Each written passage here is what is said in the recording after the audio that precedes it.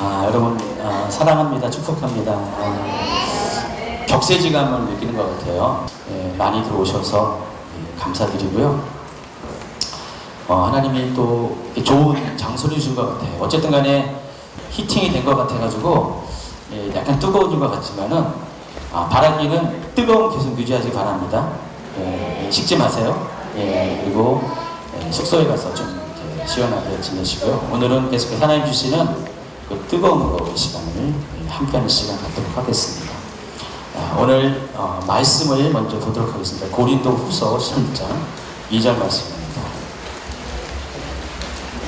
고린도 후서 11장 2절 하셨으면은 한 몫으로 읽도록 하겠습니다. 내가 하나님의 열심으로 너희를 위하여 열심히 내노니 내가 너희를 정결한 처녀로 한 남편인 그리스도께 드리려고 중매함이로다. 아멘.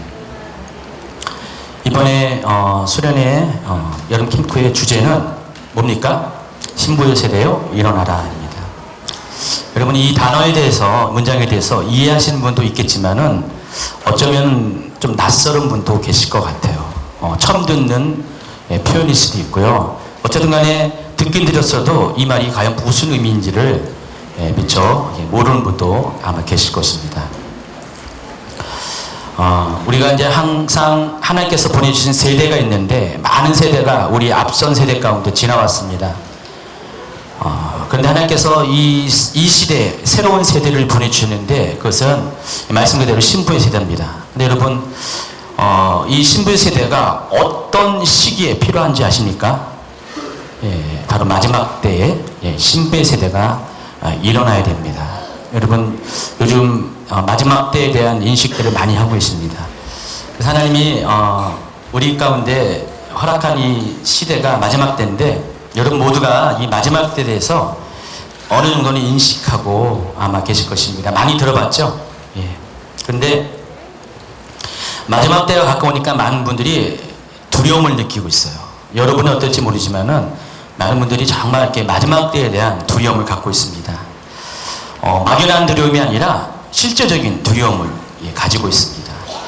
왜 그러냐면은 지금 이 시대에는 예수님께서 성경 가운데 특별히 마태복음 24장 가운데 말씀하신 여러 가지 마지막 때에 대한 징조들이 실제적으로 나타나고 있기 때문에 그렇습니다. 오늘 갑자기 신부의 세대에 대해서 이야기를 하는데 무슨 목사님 갑자기 서두에 마지막 때에 대한 이야기를 하냐? 아까 말씀드렸듯이 신부의 세대는 마지막 때를 위해서 하나님께서 허락하신 마지막 세대이기 때문에 제가 그 얘기를 하는 것입니다. 그래서 마태복음 24장에는 여러 종류의 마지막 때에 대해 징조가 나타냈는데 첫 번째가 마태복음 24장 4절입니다. 예수께서 대답하여 이르시되 너희가 사람의 미혹을 받지 않도록 주의하라. 그때 사람이 너희에게 말하되 보라 그리스도가 여기 있다 혹은 저기 있다 해도 믿지 말라. 거짓 그리스도들과 거짓 선지자들이 일어나 큰 표적과 기사를 보여 할 수만 있으면 택하신 자들도 미혹하리라. 자, 이렇게 말씀하셨어요. 그런데 실제로 이 일들이 지금 많이 일어나고 있다는 것입니다. 여러분 어제 최은영 목사님 설교 가운데 어떤 분들은 깜짝 놀랐을 겁니다. 실명까지 거론하면서 어떤 이 거짓 계시에 대해서 거짓 미혹에 대해서 좀 경고를 했잖아요.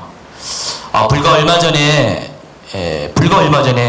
한국 사회를 또 크리스천들을 뒤집어놨던 12월 그 전쟁설 좀 잠잠해진 것 같은데 물론 그분이 다시 한국에 온다는 얘기도 있습니다.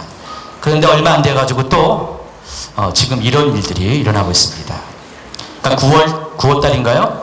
9월 달에 지금 종말이 온다. 또 7월 31일 날 이미 또 얘기를 했었는데 하여간 이 휴거가 곧 있을 것이라는 그런 이야기를 통해서 많은 분들이 실은 말도 안 되는 이야기지만 넘어가고 있고요. 거기에 마음을 빼앗기고 있습니다. 그래서 어떤 사람들은 정말 생업을 내려놓고 심지어 신학교 다니는 학생들조차도 신학교를 자퇴하면서 휴거를 준비하고 있습니다. 그에 대해서 엊그저께 최은영 목사님이 설교 가운데 잘못된 부분에 대해서 언급을 했습니다. 이런 일들이 어제 오늘만 있는 게 아니라 앞으로도 계속 생길 것이고요. 아마도 더 많은 강도에 더 많은 그 빈도에 이런 일들이 계속해서 생겨날 것입니다. 정 마지막 때 우리가 마지막 때인 걸 어떻게 알 수 있냐? 이와 같이 거짓 선지자들과 거짓 그리스도들, 그런 사람들이 많이 생겨나는 때를 보거든 여러분이 마지막 때인 것을 알라는 것입니다. 두 번째가 이 마지막 때에 대한 징조 중에서 예수님 말씀하신 게 24장 9절 10절입니다. 그때 사람들이 너희를 환란에 넘겨주겠으며 너희를 죽이리니 너희가 내 이름 때문에 모든 민족에게 미움을 받으리라. 그때 많은 사람이 실족하게 되어 서로 잡아주고 서로 미워하겠으며, 마지막 때를 알 수 있는 두 번째 징조는 크리스찬들에 대한 박해가 일어난다는 것입니다. 여러분 지금 박해 안 받습니까? 실제적으로 여러분을 죽이려고 하는 그런 박해는 받지 않다 할지라도 작은 강도의 박해들은 대부분 받고 계실 것입니다. 점점 이 땅에서 크리스찬으로 살아간다는 것이 어려워지기 시작합니다. 한국뿐만 아니라 전 세계적으로 박해 지수가 굉장히 높아져요. 여러분 박해 지수라고 있습니다. 박해 지수라는 건 뭐냐면은 시대별로 크리스찬들이 어떻게 믿음 때문에 박해를 받고 있는가를 하나의 지표로 계산한 건데 박해 지수라고 합니다. 이것이 점점 높아지고 있어요. 그래서 크리스찬들이 공공의 적으로 지금 되어가고 있는 것이 현실이라는 것입니다. 물론 크리스찬의 잘못도 적잖이 있겠지만은, 그러나 이 시대적인 상황이 크리스찬들에 대해서 모든 종교와 모든 세력들이 지금 대적을 하고 있는 것이 지금의 추세라는 것입니다. 실제적으로 믿음 때문에 지금 순교당하는 자들이 점점 많아지고 있습니다. 여러분이 지금 예배드리는 이 순간에도 세계 곳곳에는요, 믿는다는 그 이유 때문에 목숨을 버리는 분들이 굉장히 많이 있습니다. 한 해에도 수만 명의 사람들이 순교를 하고 있어요. 지금 이 시대에도요. 근데 그 숫자들이, 그 강도들이 지금 점점 높아지고 있다는 것입니다. 또 미혹과 이 박해로 인해서 많은 믿는 자들이 배도를 하고 있습니다. 미혹 때문에 배도를 하고 있고 박해 때문에 배도를 하고 있습니다. 그러니까 그전에는 나는 크리스찬이라고 교회를 다닌다고 스스로 정체성을 갖고 살았는데, 여러 가지 힘든 상황이 오다 보니까 어느 순간부터 자신의 정체성을 내려놓고 이제는 자기가 크리스찬이 아닌 것을 선포하면서 어떤 그 환난의 때를 피해가는 사람들이 많이 있습니다. 자, 이것 또한 성경에 예언을 되어 있고요. 자, 이런 추세 가운데 요즘 이 기독교가 점점 그런 절대적인 예수 그리스도를 믿는 그 믿음이 아니라 다른 종교들과 혼합되어지면서 점점 하나 되어진 종교 가운데 기독교가 지금 들어가고 있습니다. 그래서 종교다원주의 또 종교 통합 운동들이 지금 우리 눈앞에서 벌어지고 있습니다. 또 마태복음 23장 7절에 보니까 민족이 민족을, 나라가 나라를 대적하여 일어나겠고 곳곳에 기근과 지진이 있으리니, 이런 말도 있고요. 누가복음 21장 11절에는 하나 더 추가해서 전염병이 있을 것이라. 누가복음 21장 35절에는 이날은 온 지구상에 거하는 모든 사람에게 이 말이라. 그래서 많은 재난의 소식들이 지금 들려지고 있습니다. 여러분 과거에는 잠깐 일어났던 사건들이 요즘은요 하루가 멀다고 일어나고 있고요. 그리고 그 강도 또한 굉장히 세지고 있습니다. 또 도덕적인 타락들, 성적인 타락들이 일어나고 있고요. 여러분 성적 타락의 가장 끝이 뭔지 아시죠? 동성애인데, 지금 동성애가 불과 한 10년 사이에 전 세계적으로 거의 어떤 그런 흐름을 주도하는 그런 것으로 자리 잡고 있습니다. 우리나라 같은 경우도 10년 전만 해도 동성애 이야기하면은 이거는 다 말도 안 되는 것이라고 다 그런 생각 가운데 갖고 있는데, 지금은 안 그렇습니다. 지금은 많은 사람들이 이 부분에 대해서 허용하고 있고 동의하고 있고 또 지지하고 있는 것이 사실이고요. 앞으로 시간이 점점 가면 갈수록 이 동성애 문제는 아마도 일부의 보수적인 사람들 또 크리스찬들을 제외하고는 거의 대부분이 받아들이는 추세로 아마 바뀌게 될 것입니다. 자, 이런 현상들이 지금 전 세계적으로 일어나고 있습니다. 그리고 또 한 가지는 마태복음 24장 15절에 보니까 그러므로 너희가 선지자 다니엘이 말한 바 멸망에 가증한 것이 거룩한 곳에 선 것을 보거든. 자, 이 말은 다니엘서 11장 31절 군대는 그의 편에 서서 성소 곧 견고한 것을 더럽히며 매일 드리는 제사를 폐하며 멸망하게 하는 가증한 것을 세울 것이며, 이 말씀을 인용해서 예수님이 말씀하신 것인데, 자, 이 장면은 어떤 것을 묘사하냐면은 마지막 때 적그리스도가 일어나서 하나님의 교회를 또 매일 드리는 제사를 예배를 폐하고 자기가 하나님이 되어서 스스로 우상 숭배를 받는 그런 일들이 생겨날 것이라는 예언입니다. 자, 그런데 이것을 위해서 오랜 세월 동안 우리가 알지 못한 사이에 진행되어 오는 일들이 있습니다. 그게 뭐냐면은 세계 단일 정부 운동입니다. 얼마 전까지만 해도 이 부분에 대해서 많은 분들이 음모론 수준에서 생각을 했는데, 지금은 음모론이 아니라 실제적으로 일어나고 있는 현상입니다. 그래서 이 일들에 대한 증거들이 많이 나타나고 있고요. 또 이 일을 추진하는 그들조차도 더 이상은 숨기지 않고 드러내서 이 일들을 행하고 있습니다. 그래서 이 세계 단일 정부가 되면은 정말로 적그리스도가 우리 가운데 오게 되고요. 하나님을 대신해서 그가 높임을 받으려고 하는 일들이 일어나게 될 것입니다. 또 한 가지는 이스라엘의 회복입니다. 마태복음 24장 32절, 무화과 나무의 비유를 배우라. 그 가지가 연하여지고 잎사귀를 내면 여름이 가까운 줄을 아나니 이와 같이 너희도 이 모든 일을 보거든 인자가 가까이 문 앞에 이른 줄 알라. 자, 여기서 무화과 나무라고 이야기한 이 나무는 이스라엘을 상징하는 나무입니다. 이 무화과 나무의 비유를 통해서 마지막 때가 임하는 것을 여러분들이 깨달으라는 그런 말씀인데, 여기 보니까 무화과 나무가 여름이 되면은 가지가 연해지고 잎사귀가 낸다 그랬습니다. 근데 이 여름이라고 말하는 이 단어는, 히브리어 이 단어는 종말이라는 단어와 그 발음이 굉장히 비슷합니다. 그래서 유대인이라면은 여름 얘기하면은 종말이라는 그런 인식을 갖고 있습니다. 그러니까 무화과 나무가 잎사귀가 연해지고 가지가 연해지고 잎사귀가 막 자라나면은 그때가 되면은 종말이 가까이 오고 있다는 것을 깨달으라는 것입니다. 그 무화과 나무가 이스라엘인데, 실제적으로 이스라엘이 1900년 만에 1948년 독립을 했습니다. 유사일에 한 번도 그런 일이 없는 그 기적한 일이 같은 일이 생겨났고요. 그리고 그 이스라엘이 독립한 지 지금 70년이 다 되어 가고 있는데 아직도 건재하며, 또 이스라엘로 인해서 세계가 지금 아주 일촉즉발의 분쟁을 겪고 있습니다.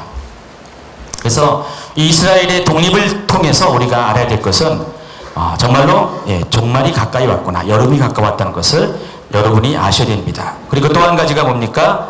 마태복음 24장 14절입니다. 이 천국 복음이 모든 민족에게 증언되기 위하여 온 세상에 전파되리니 그제야 끝이 오리라. 바로 복음의 전파가 전 세계 가운데, 멸망 가운데 일어나면은 그때는 정말로 마지막이 가까이 왔다는 것들을 알아야 한다는 것입니다. 예수님이 이 예언을 할 때만 해도 2000년 전이죠. 2000년 전만 해도 이 복음은 그냥 예루살렘 바로 그곳에서만 있었습니다. 그 예수님이 돌아가신 다음에 유대와 그리고 사마리아와 그리고 로마 시대에 로마의 그런 제국 가운데 차츰차츰 복음이 전파됐습니다. 그리고 이 시기까지 계속해서 복음이 전파되는데, 이 복음의 전파가 계속해서 지구한 바퀴를 돌아서 이제는 이스라엘을 향해서, 땅끝인 이스라엘 향해서 가고 있습니다. 여러분이 이제 한 가지 명심해야 될 것이, 이 복음의 전파는 언어와 연관되어 있어요. 여러분, 복음을 전할 때 어떻게 합니까? 언어로 전하죠. 그래서 이 각 종족마다 종족의 언어로 복음이 전파되는데, 이 지구상에 있는 종족이 모두 24,000개가 됩니다. 이 종족이라는 것은 자기의 고유한 언어를 갖고 있는 사람들 말합니다. 그래서 24,000개의 언어가 이 지구상에 존재하는데, 물론 나라는 거기에 100분의 1밖에 안 되죠. 근데 24,000개의 언어로 성경이 번역되고 또 그들의 말로 복음이 전파되면은 그때서 어떻게 됩니까? 끝이 온다고 그랬습니다. 근데 이 복음이 전파되는 속도가 굉장히 빨라지고 있습니다. 과거에는요, 굉장히 느린 그런 포물선을 이렇게 만들어가고 있는데, 최근에 1세기 안쪽에 그 포물선의 그 각도가 굉장히 급격하게 지금 밑을 향하고 있습니다. 그래서 현재 복음이 전파되어진 미전도 동족이 남아있는 숫자가 약 1000개밖에 안 됩니다. 24,000개 있는데 한 1000개 정도의 종족의 그 언어로 복음이 전파되면은 이 세상에, 이 지구상에 있는 모든 미전도 동족에게 복음이 전파된다고 합니다. 근데 이 1000개가 전파되는 그 시기가 언제쯤이냐? 여기에 관련된 학자들은 2015년, 17년 이 정도로 올해부터 카운트가 됩니다. 그래서 아마 몇 년 안에는 모든 종족어로 아마 복음이 전파될 겁니다. 자, 이 말씀만 들어도 이 천국 복음이 모든 민족에게 증언되기 위하여 온 세상에 전파되리니 그제야 끝이리라. 이 말이 너무나 급박하고 실감되는 말이라는 것을 여러분이 아실 것입니다. 어쨌든 이러한 모든 마지막 때의 징조들이 우리 가운데 일어나야지 그때 마지막 때가 우리 가운데 찾아온다는 것입니다. 그래서 여러분의 생각 속에는 이런 제가 읽어왔던 이런 것들을 보면서 혹시 내가 살아가는 이 시대에 마지막이 오는 것은 아닌가? 어떤 분들은 염려하는 분이 계실 수도 있어요. 이왕이면은 하나님 저는 말고요.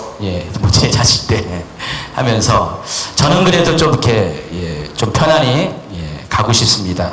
아마 그런 생각을 갖고 계신 분이 있을 것입니다.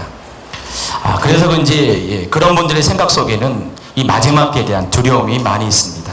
그래서 어떤 분들은 이 소식에 굉장히 놀랍고 두렵기 때문에 조그만 일, 자그마한 일, 우리 가운데 터지는 자그마한 일이 생기면은 여러분 속담 가운데 뭡니까?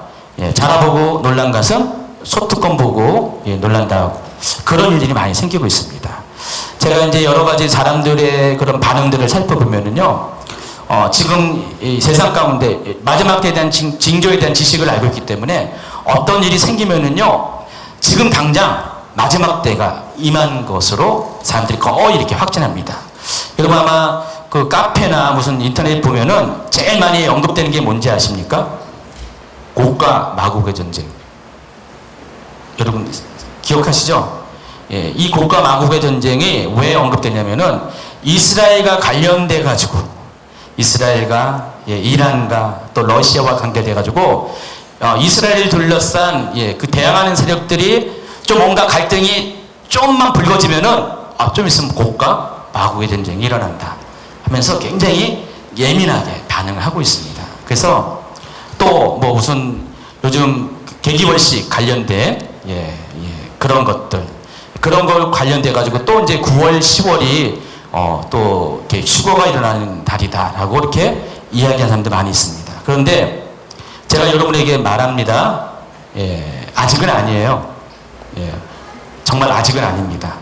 마지막 때는 지금 가까이 오고 있는 건 사실이고 문 앞에 이런 건 사실인데 아직은 아니라는 것입니다. 왜 그러냐면은 이 마지막 때는 이 모든 그런 징조들이 한꺼번에 다 이루어지는 그때가 온다는 것입니다.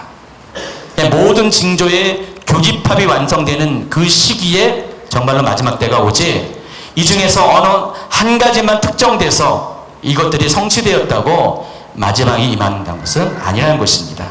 제가 보건대 아직은 시간이 남아 있어요. 근데 아직 먼 시간은 아닙니다. 가까운 시간이고 또 하나님의 역사는, 이 세상의 역사는 어느 순간에 갑자기 시간이 당겨질 수가 있어요. 그래서 여러분 늘 깨어 있어야 되고 여러분 항상 이 부분에 대해서 명심을 해야 됩니다. 어쨌든 많은 사람들이 이 마지막 때에 대한 두려움을 갖고 있는 것이 사실입니다.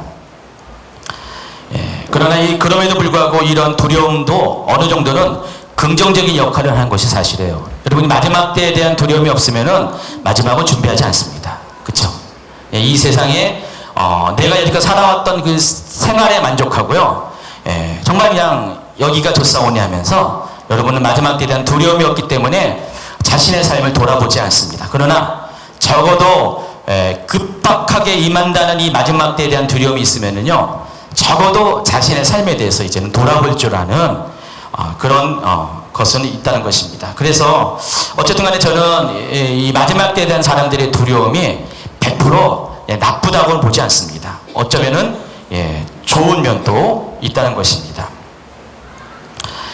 여러분이 한 가지 더 알아야 될 것은 이 두려움이 우리에게 주는 긍정적인 효과 중에 하나는 사람들의 영혼을 깨어나게 하기 때문에 두려움의 수치가 높아지면 높아날수록 사람들의 심리 가운데서는요 영혼에 대한 갈망이 생긴다는 것입니다. 여러분 전에는요 내가 진리에 대해서 생각을 안 했어요. 그냥 살아갔습니다. 그런데 마지막이 가까우고 두려움이 가까울수록 사람들의 심령 가운데는 진리에 대한 열망이 다시 깨어난다는 것입니다. 그래서 비록 이 시대는 점점 어두움에 향해 가고 있지만은 반대로 빛을 향해 나아가는 그런 사람들의 그런 마음의 변화들이 생겨난다는 것입니다. 우리 선교사님들이 지난 몇 달 동안 저희 교회에서 선교 비전 학교를 했는데 특별히 이슬람 선교를 하시는 분들이 던져주는 말씀이 있었어요. 물론 저도 어느 정도 그 부분에 동의하고 있었는데 지금 여러분 그 IS 문제로 인해서 전 세계가 굉장히 혼란에 빠지고 있습니다. 많은 분들이 어떻게 저럴 수가 있는가.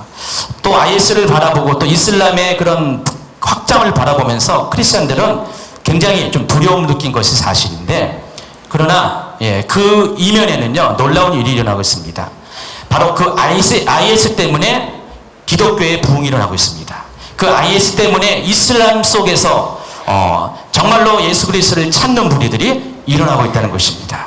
여러분 중동 국가 가운데 크리스찬이 별로 없는 것처럼 여러분이 알고 있지만은 얼마 전에 선교사님 말씀에 의하면은 최소한 3천만 명, 3,500만 명이 지금 중동 아랍권에서 믿는 자들이 일어나고 있다는 것입니다. 그리고 그 일어나는 속도가 굉장히 빨라지고 있다는 것입니다.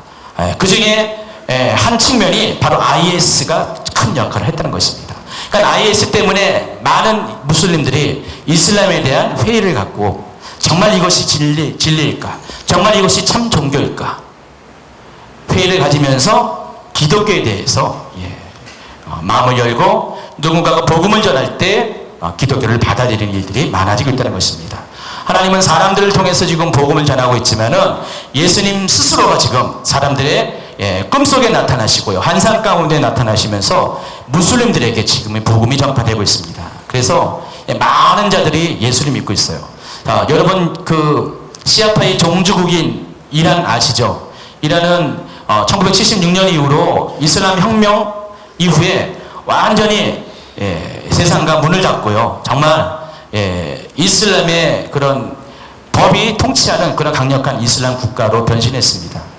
그런데 그 이란에 믿는 자들이 얼마가 있는지 아십니까? 100만 명이 넘어간다고 했습니다. 여러분 100만 명이라는 숫자가 무슬림에서 적은 숫자가 아니잖아요. 우리가 상상하지 못했던 일들이 막 일어나고 있고요. 아까 우리 마지막으로 불렀던 찬양이 있었죠. 영광의 왕 찬양합니다. 그 찬양이 누가 진지 아십니까? 이란의 형제들이 진 겁니다. 이란 찬양이에요. 그래서 정말 이란 가운데 하나님이 굉장한 부흥을 일으키는데 얼마 전에 들은 소식에 의하면은 이란의 크리스찬들의 90%는 감옥에 있대요 지금.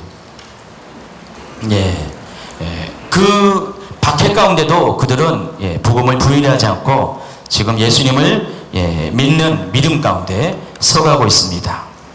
또 한 가지는 세상이 이렇게 어둠 가운데 있으면서 생겨나는 반대적인 현상 중에 하나가 물론 교회가 막 세속화가 일어나고 있고요. 많은 사람들의 영적인 도덕적인 타락이 있지만은 반대로 더 정결한, 더 신실한, 더 믿음의 사람들이 지금 막 일어나고 있다는 것입니다. 여러분 많은 분들이 교회를 떠나고 있는 게 사실입니다. 많은 분들이 세속화의 물결 가운데 동참하고 있는 것이 사실인데 그와 반면에 하나님은 또 어떤 일을 일으키냐면은 정말로 제대로 예수님을 믿겠다는 사람들로 지금 새로운 세대가 일어나고 있다는 것입니다. 그래서 지금 이 교회 안에 분리가 일어나고 있습니다. 물론 교회가 나눠지면 안 되는데 지금 나눠지고 있는 것이 사실이에요. 정말 아까 말씀드린 종교 다원주의에서 종교 통합운동에 의해서 점점 배도의 물길로 자기도 모른 차에 배도의 흐름 가운데 빠져드는 사람이 있고 또 세속화의 흐름 가운데 빠져드는 사람이 있는 반면에 반대로 정말로 제대로 예수님을 믿겠다고 정결한 삶을 통해서 정말 오직 박해가 와도 죽음이 와도 예수님만을 믿겠다고 하는 그런 사람들이 지금 일어나고 있다는 것입니다. 미끄러는 아마 여기 계신 분들의 대부분이 아마 그런 분들이라고 생각합니다. 예, 그렇죠? 예. 그래서 하나님은 지금 이 시대에 알곡과 가라지를 나누고 있어요. 예, 정말 마지막 때가 가면 갈수록 중간지대가 없어지고요. 예 아니면 아니요. 예, 양이 아니면 염소. 예, 의인 아니면 악인이 분리가 되는 그런 시대가 가까이 오고 있다는 것입니다. 가면 갈수록 여러분은 둘 중에 하나를 선택하는 그런 시대의 상황 가운데 직면할 수밖에 없다는 것입니다. 그렇기 때문에 이 마지막 때가 오는 것이 두려움 이른 사실이지만은 그러나 암울한 것만은 아니라는 것입니다. 왜냐하면 마지막 때는 심판의 때이기도 하지만은 이 심판의 목적 자체가 심판으로 끝내는 것이 아니라 심판은 바로 그리스도의 나라, 하나님의 나라를 회복하는 것을 전제로 하나님께서 심판을 허락하시기 때문입니다. 저희가 많은 분들이 막 힘들고 어려울 때 이런 권면을 합니다. 하나님께서 우리 형제분에게, 자매분에게 이렇게 힘든 고단의 시간을 보내는 것은 우리 형제님의 삶에 그동안 자기가 쌓았던 모든 성도를 무너뜨리고 부서뜨리고 자체를 남기지 않고 하나님의 것으로 다시 세우기 위해서 하나님께서 그런 고난을 허락하신다고 이런 권면을 말씀을 많이 하고 있는데, 하나님께서 정말 우리에게 심판을 주신 이유가 바로 그런 목적이라는 것입니다.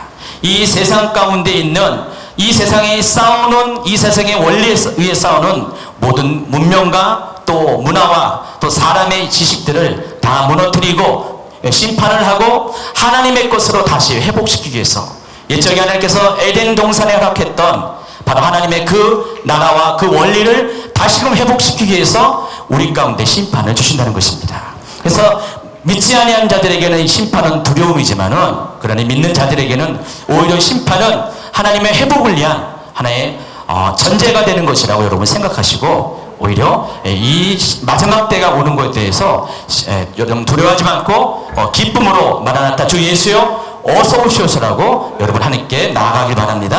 아멘. 그래서 여러분은 마지막 때를 기다려야 됩니다. 마지막 때가 와야지만은 마지막 때 너머에 계신 주님을 다시 볼 수가 있기 때문입니다. 주님은 심판 너머에 계십니다. 심판이 지나가야 여러분의 주님의 얼굴을 볼 수 있기 때문에 여러분 마지막 심판을 절대로 두려워해서는 안 됩니다. 베드로후서 3장 8절 이런 말씀이 있습니다. 사랑하는 자들아, 주께는 하루가 천년 같고 천년이 하루 같다는 이 한 가지를 잊지 말라. 주의 약속은 어떤 이들이 더디다고 생각하는 것 같이 더딘 것이 아니라 오직 주께서는 너희를 대하여 오래 참으사 아무도 멸망하지 아니하고 다 회개하기에 이르기를 원하시느니라. 그러나 주의 날이 도둑같이 오리니 그날에는 하늘이 큰 소리를 떠나가고 물질이 뜨거운 불에 풀어지고 땅과 그 중에 있는 모든 일이 드러나리로다. 이 모든 것이 이렇게 풀어지리니 너희가 어떠한 사람이 되어야 마땅하냐? 거룩한 행실과 경건함으로 하나님의 날이 임하기를 바라보고 간절히 사모하라. 그날에 하늘이 불에 타서 풀어지고 물질이 뜨거운 불에 녹아지려니와 우리는 그의 약속대로 의가 있는 곳인 새 하늘과 새 땅을 바라보는도다. 자, 베드로가 말한 게 방금 제가 말한 그 이야기입니다. 이 세상에 마지막 종말이 옵니다. 정말 무시무시한 종말이 오는데 우리가 그것 때문에 두려워할 필요가 없는 것이, 그것이 이루어져야지 약속대로, 예수님께서 하신 약속대로 새 하늘과 새 땅이 찾아오기 때문입니다. 여러분 지금 힘든 세상, 어려운 세상 살고 있는데 여러분 영원히 이런 세상이 존속되기를 원합니까? 아니죠. 저는 가끔가다 개인적으로 주님 빨리 오셨으면 좋겠습니다. 주님 빨리 제가 천국 갔으면 좋겠습니다. 이 세상이 힘들어서 그런 게 아니라 주님과의 관계 속에도 그런 거 있고 그런 생각을 가끔 할 때가 있습니다. 저는 이 세상도 뭐 나쁜 건 아니에요. 가족도 있고 사랑하는 이들 있고 다 좋긴 좋은데, 그러나 이 세상과 견딜 수 없는 주님과 함께하는 그 세상이 있기 때문에 이왕이면은 주님이 오시는 그 세상에 대해서 저는 더 바라고 있습니다. 그런데 우리가 이것을 경험하기 위해서는, 이런 세상 가운데 들어가기 위해서는 먼저 이루어져야 될 것이 이 세상이 종말이 있어야지 새하늘과 새 땅이 오기 때문에 우리가 이 종말에 대해서 결코 두려워할 필요가 없다는 것입니다. 하나님은 마지막 때에 많은 것들을 회복시켜 줄 것입니다. 첫사람 아담에게 주셨던 그 모든 축복들을 회복시켜 주실 것인데, 궁극적으로는 하나님께서 회복시키시는 그 마지막 때 회복의 그런 열매들은 천년왕국과 좀 전에 말씀드린 새하늘과 새 땅, 그걸로 우리 가운데 나타날 것입니다. 그런데 하나님은 그 전에, 천년왕국이 오기 전에, 새하늘과 새 땅이 이 땅에 임하기 전에, 그러니까 종말의 심판에 임하기 전에 우리에게 한 가지를 회복시켜 주시는 것인데, 그것은 다른 것이 아니라 에덴 동산이 땅의 회복이라면, 천년왕국이 잃어버렸던 에덴 동산이라는 땅의 회복이라면은 하나님께서 우리에게 그 땅의 회복 전에 우리에게 회복시킬 것이 한 가지가 있습니다. 바로 하나님과 여러분과의 친밀한 관계라는 것입니다. 여러분, 에덴 동산의 특징은요, 모든 것이 좋고 아담에게, 사람들이 살기에 가장 쾌적한 환경 조건이었지만은 그보다 더 좋은 게 뭐냐면은 바로 하나님과의 친밀한 관계입니다. 그 관계가 깨지고 땅이 저주받고 모든 것이 다 회파됐지만은 하나님께서 마지막 때 땅을 회복하기 전에 관계로 인해서 땅이 회파된 것처럼 땅이 회복되기 전에 하나님께서 그것을 전제로 한 하나님과의 관계를 반드시 회복시켜주는 때가 온다는 것입니다. 그것이 이 세상의 심판에 앞서서 이루어진다는 것이에요. 그러니까 여러분의 세대 가운데 그 회복이 일어나게 된다는 것입니다. 그래서 여러분 더욱 기뻐하시기 바랍니다. 그래서 마지막 때가 되면 하나님과의 친밀감이 회복될 것입니다. 여기서 이 친밀감이라는 단어는요, 어떤 뜻이냐면은 사전에 찾아보니까 사람 간의 관계 가운데 발생하는 것으로서 서로 간에 가깝다고 느껴지는 감정, 이것이 친밀감입니다. 여러분 부부로 오신 분 계시죠? 여기요. 친밀하십니까? 왠지 남편이 어느 날 멀게 느껴지는 거 친밀하지 않습니다. 그쵸? 근데 어느 날 갑자기 아내가 정말 아주 가깝고 사랑스럽고 말 건네고 싶고 여기 만져주고 싶고 하는 그런 어떤 내 마음속에 동기가 생기죠. 그걸 보고 친밀감이라고 합니다. 저는 항상 그렇습니다.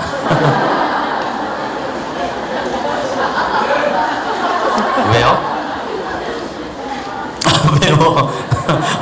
안 그래요, 여러분? 당연한 거 아닙니까? 근데 우리가 주님과의 관계도 똑같다는 것입니다. 주님이 멀리 계신 분, 나와 상관없고, 또 주님이 나를 보기에 굉장히 서먹서먹하고 무뚝뚝한 그런 모습이 아니라 늘 언제나 주님 하면은 금방 달려올 것 같은 느낌, 또 주님이 나를 부르면은 눈물이 핑 돌 것 같은 그 느낌, 주님만 생각하면은 얼마나 좋은지 막 그런 느낌. 자, 그런 느낌, 그 친밀감이 여러분 가운데도 있어야 된다는 것입니다. 부부 사이만 그러지 마시고요, 주님과도 그러시기 바랍니다. 그래서 그 친밀감을 하나님께서 마지막 때 회복시켜 주신다는 것입니다. 이것은 이 세상의 종말이 오기 전에 반드시 하나님께서 우리 가운데 회복시켜주는 것이라는 것을 기억하시기 바랍니다. 왜냐하면 이것이 영적인 원리라고 했어요. 하나님과의 관계가 깨지니까 이 세상과의 관계도 깨진 것처럼 이 세상을 회복시키기 전에 반드시 하나님이 회복시킬 것이 하나님과 우리와의 관계를 회복시키기 때문에 이 마지막 때 키워드 중에 하나는 심판이지만은 또 한 가지 더 중요한 키워드는 회복이고, 이 회복은 하나님과 우리와의 관계의 회복이라는 것. 이것을 다시 말하면은 여러분과 하나님과의 친밀감이 회복하는 때가 마지막 때는 반드시 오게 된다는 것을 여러분 기억하시기 바랍니다. 그래서 마지막 때가 되면 여러분은 더 이상 하나님과 서먹하지 않을 것 같아요. 더 이상 하나님이 날 불러도 부끄러워하지 않고 이해하면서 주님과 친밀하게 교제하고, 역시 여러분 혹시 제가 물어보겠습니다. 솔직하게 대답하시기 바랍니다. 주님 사랑해요라고 여러분이 이제 말을 할 때 전혀 어색하지 않는다고 생각하시는 분, 나는 주님 사랑합니다, 전혀 어색하지 않는다고 내리시기 바랍니다. 근데 약간은 아는데, 마음은 아는데 주님 사랑한다는 말을 약간은 어색해서 잘 못한다고 생각하시는 분. 예. 예. 세 분밖에 안 계시네요. 아예, 예. 주님이 사랑한다고, 주님이 날 사랑한다고 얘기하면 깜짝 놀라가지고 도망간 분 계십니까? 예. 예. 아니, 마음은 사랑한데, 제 얘기는 반응을 말하는 것이에요.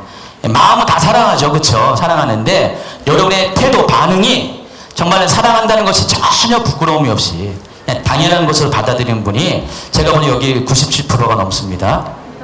세 분 빼니까 아니죠. 200이 넘어가니까 예, 98.5%가 됩니다. 예.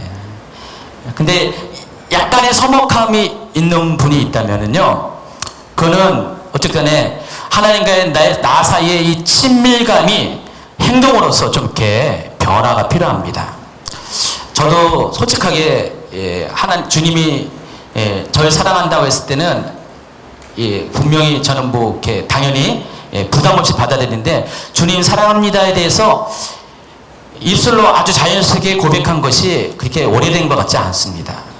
제가 목회자가 된 지 20년이 지금 이제 넘어가고 있는데, 거의 한 절반 수준에 있을 때 주님 사랑해요 하면서 그 고백을 혼자서 마음으로 말고 입술로 고백하는 것을, 고백은 하는데 남들이 보니까 고백을 하는데 내 마음에 아무런 부담감이 없이 자연스럽게 이렇게 당연한 듯이 하는 것이 그렇게 오래된 것 같지가 않습니다.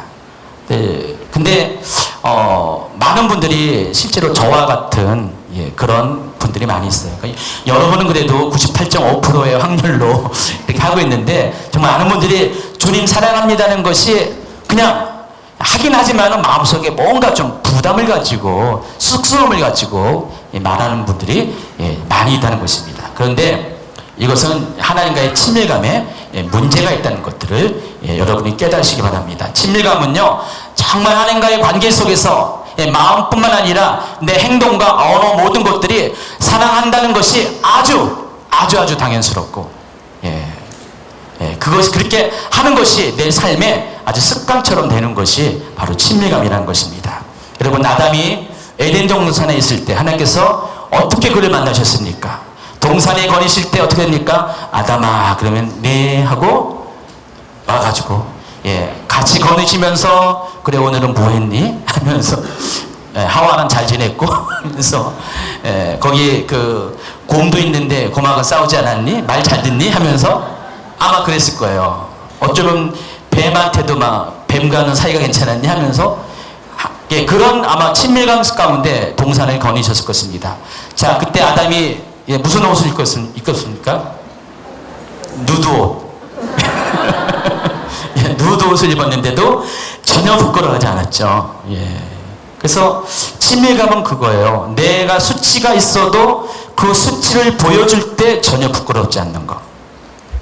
여러분, 이제 약간 이제 19금 얘기인데, 19금.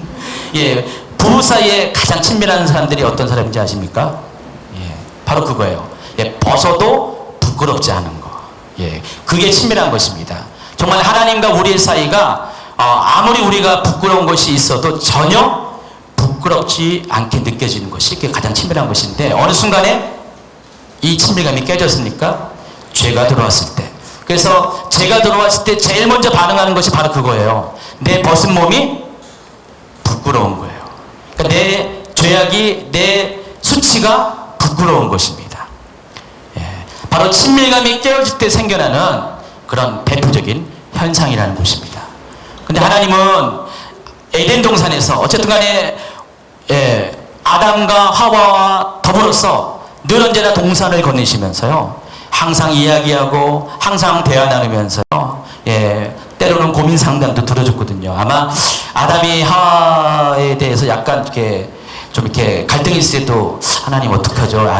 하와가 좀 오늘 이런 말을 했는데 마음이 좀 그런데 어떡할까요? 그러면 그래, 이렇게 용서하고 다 이해하고 걔가 원래 그래 하면서 아마 그렇게 말씀하시면서 아주 그냥 친구처럼, 아버지처럼 모든 대화의 상대가 돼서 아마 그렇게 사셨을 거예요. 그러나 그 친밀감이 깨졌습니다. 정말 어색해졌는데 마지막 때가 되면 하나님이 바로 그 친밀감을 회복시켜 주신다는 것입니다.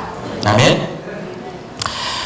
제가 왜 이런 얘기를 하냐면은 이 마지막 때를 우리가 앞으로 만나게 될 거예요. 정말 힘든 어려운 고난의 시절을, 박해의 시절을 여러분이 만나게 될 것인데, 여러분 그때를 어떻게 이길 것인가? 여러분 물론 믿음으로 이긴다고 말씀합니다. 그러나 우리가 이 고난의 때를 이길 수 있는 가장 최고의 그런 능력은 바로 하나님과 나와의 친밀감이라는 것을 여러분이 아시기 바랍니다. 여러분이 정말 죽도록 사랑하고 그렇기 때문에 죽을 수가 있는 것이죠. 정말 친밀하지 않으면 죽도록 사랑하지 못하거든요. 그래서 하나님은 마지막 때를 이기기 위해서, 여러분을 위해서 오히려 하나님 측에서 여러분에게 친밀감을 회복시키는 그런 교제들을, 만남을 시도하신다는 것입니다. 그래서 마지막 때가 가까이 오면 올수록 여러분은 이 하나님과의 친밀감을 주목하셔야 된다는 것입니다. 구약성 이형 요엘서에 이런 말씀이 기록되어 있습니다. 그런즉 내가 이스라엘 가운데 있어 2장 27절입니다. 너희 하나님 여호와가 되고 다른 이가 없는 줄을 너희가 알 것이라. 내 백성이 영원히 수치를 당하지 아니하리로다. 그 후에 내가 내 영을 만민에게 부어주리니 너희 자녀들이 장래를 말할 것이요 너희 늙은이는 꿈을 꾸며 너희 젊은이는 이상을 볼 것이며 그때 내가 또 내 영을 남종과 여종에게 부어줄 것이며 내가 이적을 하늘과 땅에 베풀리니 곧 피와 불과 연기 기둥이라. 여호와의 크고 두려운 날이 이르기 전에 해가 어두워지고 달이 빛빛같이 변하려니와 누구든지 여호와의 이름을 부르는 자는 구원을 얻으리니 이는 나 여호와의 말대로 시온 산과 예루살렘에서 피할 자가 있을 것입니다. 남은 자 중에서 나 여호와의 부름을 받을 자가 있을 것이니라. 여러분 잘 알고 있는 요엘서 2장 27절 이하의 말씀입니다. 여러분 예수님께서 이 땅에 오셨습니다. 구약성경은 예수님의 초림에 관한 이야기를 기록한 것이고요.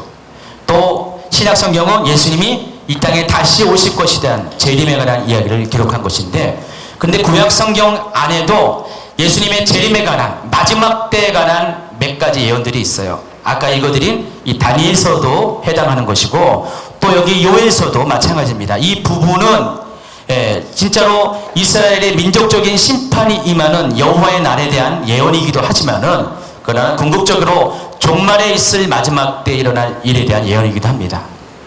신약 너머의 마지막 때 일어날 예언인데, 그 예언 중에 하나가 마지막 때가 어떻게 됩니까? 이 심판이 있을 때 하나님께서 어떤 일을 우리에게 주신다고 했습니까?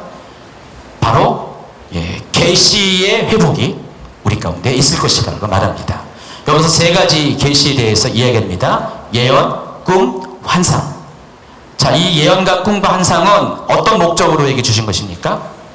하나님의 뜻을 드러내기 위해서. 계시라는 것이 리빌이라는 단어가 드러내다는 뜻입니다. 그러니까 하나님의 뜻을 드러내기 위해서 여러분에게 예언을 말하게 하시고 꿈을 꾸게 하시고 환상을 보게 한다는 것입니다. 하나님께서 마지막 때가 되면 이 일을 허락하신다는 것입니다. 하나님 계시를 드러내기 위해서 여러 사람들에게 성령 안에서 남종과 여종에게 이렇게 어떤 사람에게는 예언을 말하게 하고 어떤 사람에게는 꿈을, 어떤 사람에게는 환상을 보게 함으로 인해서 하나님의 마음과 뜻과 계획을 알게 하신다는 것입니다. 근데 왜 하나님께서 이 일을 행하게 하시냐면은, 하나님께서 이 일을 통해서 하나님과 친밀해지기 위해서, 다시 말해서 하나님의 마음을 알아야 하잖아요, 여러분이요. 하나님의 뜻을 알아야지 하나님을 이해할 수 있고 하나님에 대한 이해가 하나님을 여러분과 친밀하게 만들게 하기 때문입니다. 그래서 하나님은 이 마지막 때 정말 많은 은사들을 우리에게 열어주실 것이에요. 어떤 분들은 은사에 대해서 굉장히 부정적입니다. 은사는 좋긴 좋지만은 100 중에서 한두 개는 좋을지 몰라도 한 98, 99개는 나쁘다. 왜냐면은 은사가 많은 사람들에게 막 찔리고 많은 사람들이 미혹하게 하고 넘어지게 하고 상처 주기 때문에 은사는 하나님 주신 것이 좋긴 좋지만은 결과적으로 나쁜 것이다. 열매가 안 좋다. 그래서 은사자들에서 많이 경계하지만은, 그러나 하나님께서 주신 목적은 그게 아닙니다. 하나님은 우리에게 은사를 주신 것은 이 은사를 통해서 하나님을 더 깊이 알아갈 수 있도록, 더 많이 이해할 수 있도록, 하나님과 더 친밀한 교제를 나눌 수 있도록 이 은사들을 허락하신다는 것입니다.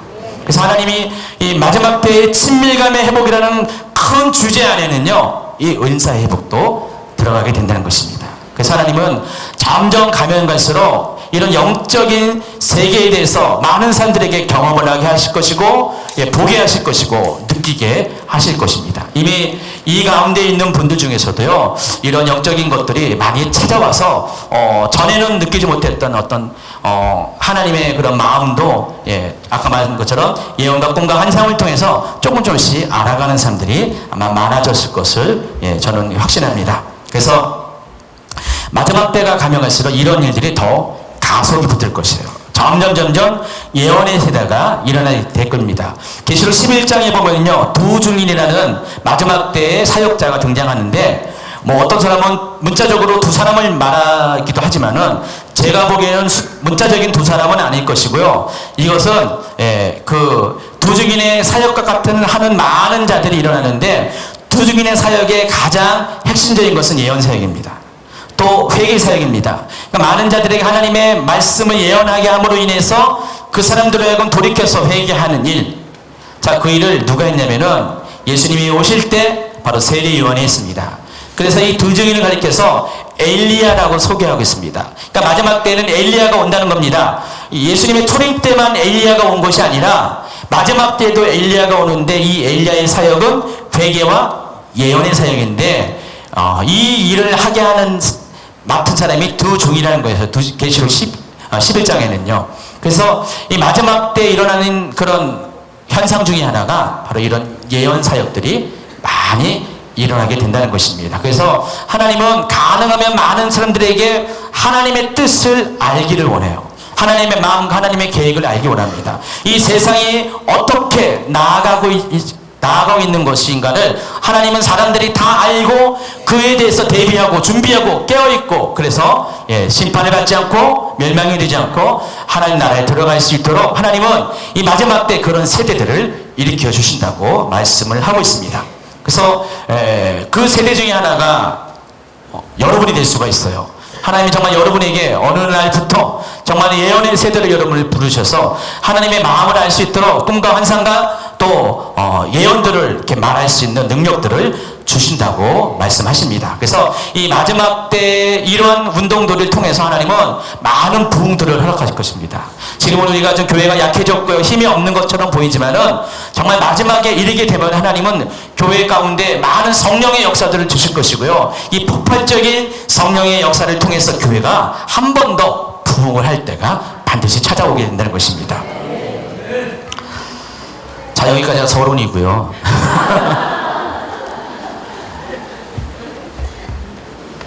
제가 말씀을 준비하는데 실은 뭐 어제도 준비하고 오늘도 준비했습니다. 계속해서 더 이렇게 생각나게 하시는 것. 그래서 아까 우리 저녁 먹고도 좀 준비 더 했습니다. 근데 준비하면 할수록 페이스가 늘어나요.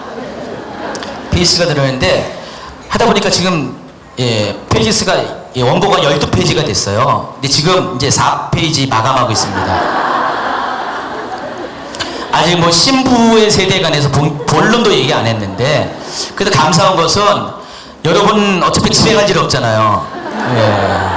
그쵸, 뭐 이따가 뭐 잠을 자는 것밖에 없는데, 그래서 제가 아주 마음 편히 얘기하다가 여러분이 좀 지칠 것 같으면은 중단하고 또 내일도 있으니까 편하게 하겠습니다. 그래서 여러분이 좀 이렇게 느긋하게 언제 끝나나 그러지 마시고요. 피곤하시면 그냥 몸도 흔드시고 자유롭게. 저는 그런 거 전혀 영향 안 받습니다. 그래서 화장실도 다녀오시고요. 대신 때를 지어서 다니지 마시고 다녀오시고, 또 힘든 분은 일어서서 이렇게 허리도 돌리시면서 그렇게 하시기 바랍니다. 실은 제가 최영호 선생님한테 엊그저께 얘기했어요. 이렇게 여기서 이제 의자가 아니라 바닥에 있으니까 설교 1시간 넘지 말라고 그랬는데 서론만 1시간 했네요. 예? 아까 한 8시 35분 40분부터 한 것 같은데 지금 9시 반이 넘었어요. 1시간이 안 된 것처럼 보인다고요? 참, 은혜가 충만하십니다. 자, 우리가 이제 본격적으로 이 하나님의 친밀감에 대해서 좀 이야기를 나누겠습니다. 지금 서론에 관한 이야기를 쭉 했고요. 여러분 구약 성경에 보면은요, 하나님을 예배하는 장소가 있죠. 그게 뭡니까? 성막입니다. 성전에 앞서서 성막이 더 리얼한 모델이 되는데, 성막에서 하는 일은 하나님께 제사 드리는 거죠. 제사를 우리말로 하면은, 우리식으로 말하면 예배 드리는 겁니다. 예배 목적이 뭐죠? 하나님을 만나는 것이에요. 하나님과 교제하기 위해서 우리가 예배입니다. 여러분 오늘 이렇게 찬양과 경배를 통해서 우리가 예배를 했죠. 근데 하나님 만나신 분, 오늘 예배, 경배와 찬양 가운데 하나님 만나신 분, 이 말이 뭔 말인지 모르세요? 내리시기 바랍니다. 그럼 하나님의 인재를 느끼고 하나님이 뭔가 나한테 말씀하시고 마음이 느껴지고 막 다가오시는 어떤 느낌, 그런 어떤 감격들, 하나님 만나는 거거든요. 근데 예배는 바로 이런 것들이 있어야 돼요. 여러분 그냥 말씀을 드리려고 예배 오신 거 아닙니다. 귀한 말씀, 좋은 말씀, 감동되는 말씀을 들으려고 여러분 교회 예배 가운데 참석하는 것이 아니라, 여러분 어떤 형태를 통해든지, 찬양과 경배를 통해든지, 말씀을 통해든지, 기도를 통해든지 반드시 여러분이 명심해야 될 것이 하나님을 만나야 된다는 것이에요. 그게 예배입니다. 구약에는요, 이 예배를 드리는 곳, 제사를 드리는 곳, 하나님을 만나는 곳이 바로 성막인데, 이 성막은 크게 세 가지의 구조로 되어 있습니다.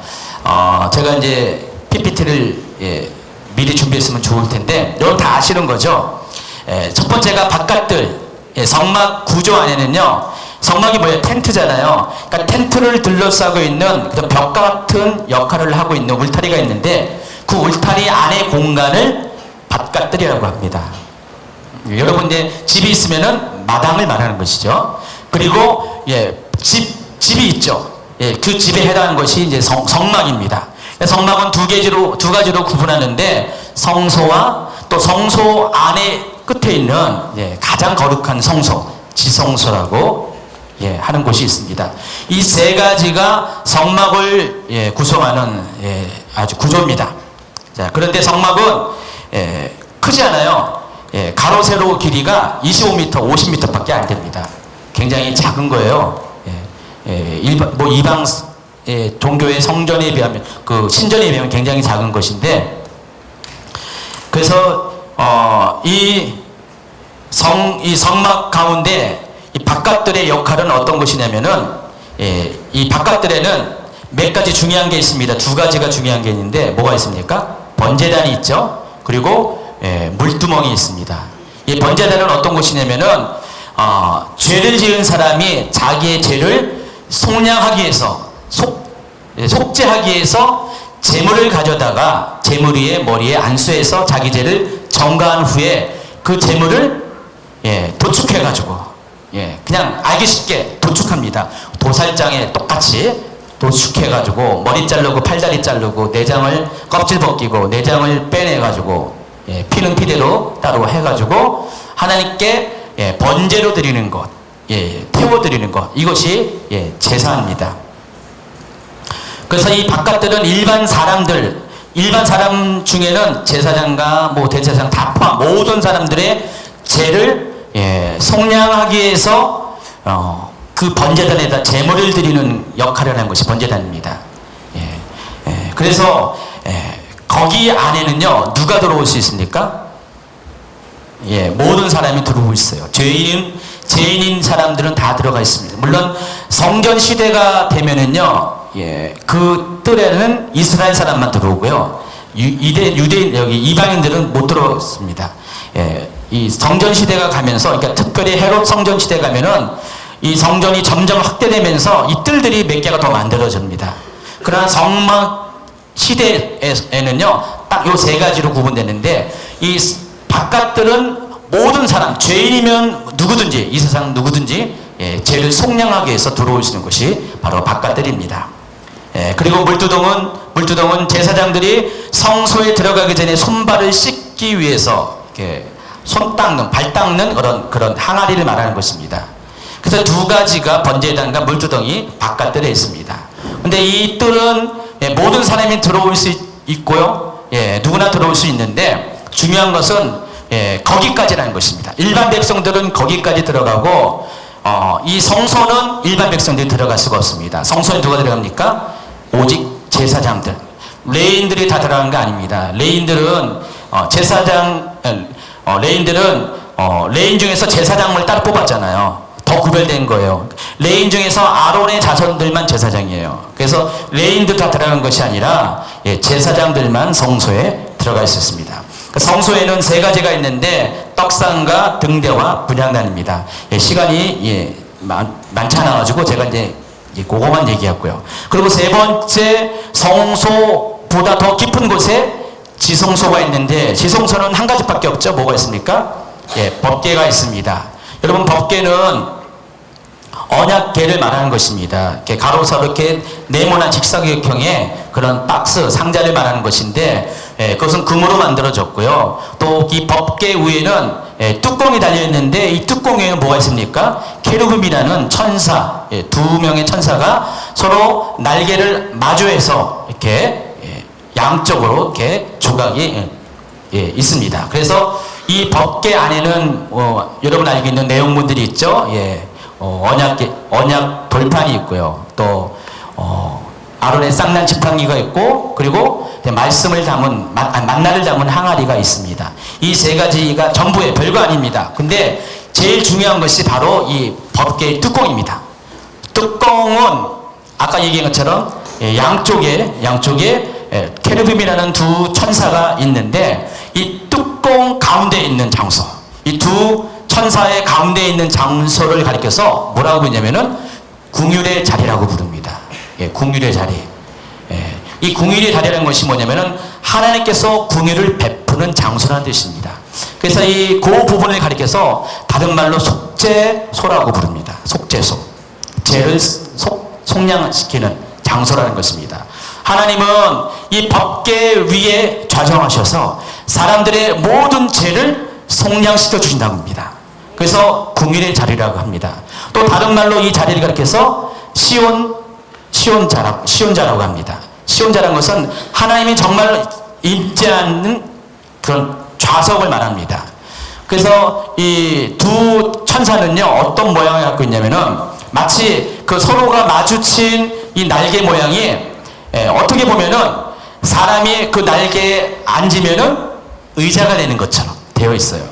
그래서 하나님께서 하늘의 보좌에 계시지만은, 여러분, 하나님께서 하늘의 보좌에 앉아 계신 거 아십니까? 보셨어요? 안 봐도 본 사람들이 있어요. 에스겔도 봤고요, 이사야도 봤고요, 또 사도 요한도 봤습니다. 여러분, 에스겔, 이사야, 계시록 보면은 하나님께서 보좌에 앉아 계신 것을 알 수가 있습니다. 하나님이 하늘 보좌에 앉아 있는 것처럼 이 땅에 언약궤 위에 있는 시온자 위에 앉아 계신다는 것입니다. 이 땅에 내려오셔서 거기에 앉으셔서 하나님이 그 언약궤를 통해서 성막과 함께 사람들과 함께 계시는 곳이 바로 성막이라는 것입니다. 바로 이런 세 가지의 구조로 되어 있는데, 제가 이 구조를 얘기하는 이유가 있습니다. 이 세 가지는 거룩하게 구별된 사람들의 차등에 따라서 들어가는 사람들이 다르다는 것입니다. 바깥들은 아까 누가 그랬죠? 일반 백성들 다 들어간다. 그런데 그 성소는 누가 들어간다고 했습니까? 제사장. 그리고 지성소는 대제사장만 들어가는 자리라고 했습니다. 하나님은요, 이 성막의 구조를 통해서 우리에게 뭔가를 가리킵니다. 그래서 하나님은 이 성막을 통해서 우리에게 말씀하신 것이 바로 이 성막의 구조에 따라서 하나님과의 만남의 깊이가 서로 다르다는 것입니다. 그래서 어떤 사람은 성막의 바깥들에만 머무는 사람이 있습니다. 일반적인 백성을 말하고요. 또 다른 사람은 성소에 들어갑니다. 제사장과 같이 거룩하게 구별된 사람입니다. 또 다른 사람은 하나님의 임재가 있는 지성소에 들어가는데, 대제사장만 1년에 한 번 들어갑니다. 대속죄일에. 근데 이 대제사장이 지성소에 들어가기 위해서는요, 그냥 들어간 것이 아닙니다. 대가를 치르고 갑니다. 저는 그것을 제 나름대로 이렇게 표현하기 원합니다. 거룩의 대가.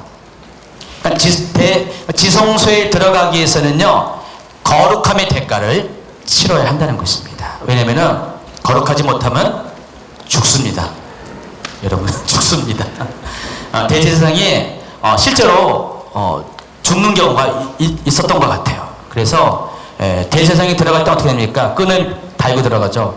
대제사장이 거기서 안 나오면 어떻게 됩니까? 죽었으니까 끈 갖고 끌어내야 됩니다. 왜냐면은 시체를 치우기 위해서 다른 사람이 들어가면 어떻게 됩니까? 그 사람도 죽고요. 예.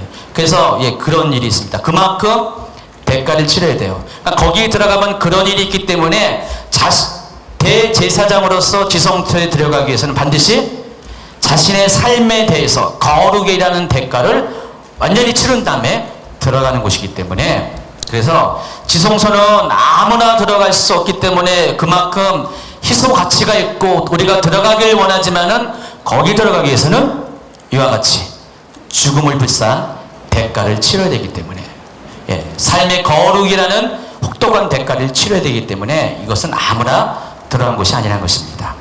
하나님은요, 우리의 삶 가운데 하나님의 인자가 계신, 바로 하나님의 법궤가 있는 법궤 위에 좌정하시는 하나님을 만나기 위해서 우리를 부르시는데, 어떤 사람은 바깥에서, 어떤 사람은 성소에서, 어떤 사람은 지성소에서 우리를 만나십니다. 여러분 모두에게 하나님은 어쨌든 간에 지성소까지 들어올 수 있는 그 길을 예수 그리스도의 보혈로 육체를 통해서 여러분에게 허락하셨습니다. 과거와는 달리 어느 특정한 사람들만이 지성소에 들어가는 것이 아니라 원하면 누구든지 들어갈 수가 있지만은, 그러나 여기까지 가기 위해서는 우리는 대가를 치러야 한다는 것입니다. 그래서 하나님은 하나님과의 만남을 원하는 사람들을 다 만나 주시지만은 그 만남의 깊이가 다 다르다는 것입니다. 근데 그 깊이에 더 깊이 들어가기 위해서는 대가를 반드시 치러야 된다는 것입니다. 여러분이 원하면 바깥들에 머물러도 돼요. 바깥들에 머물러도 상관없어요.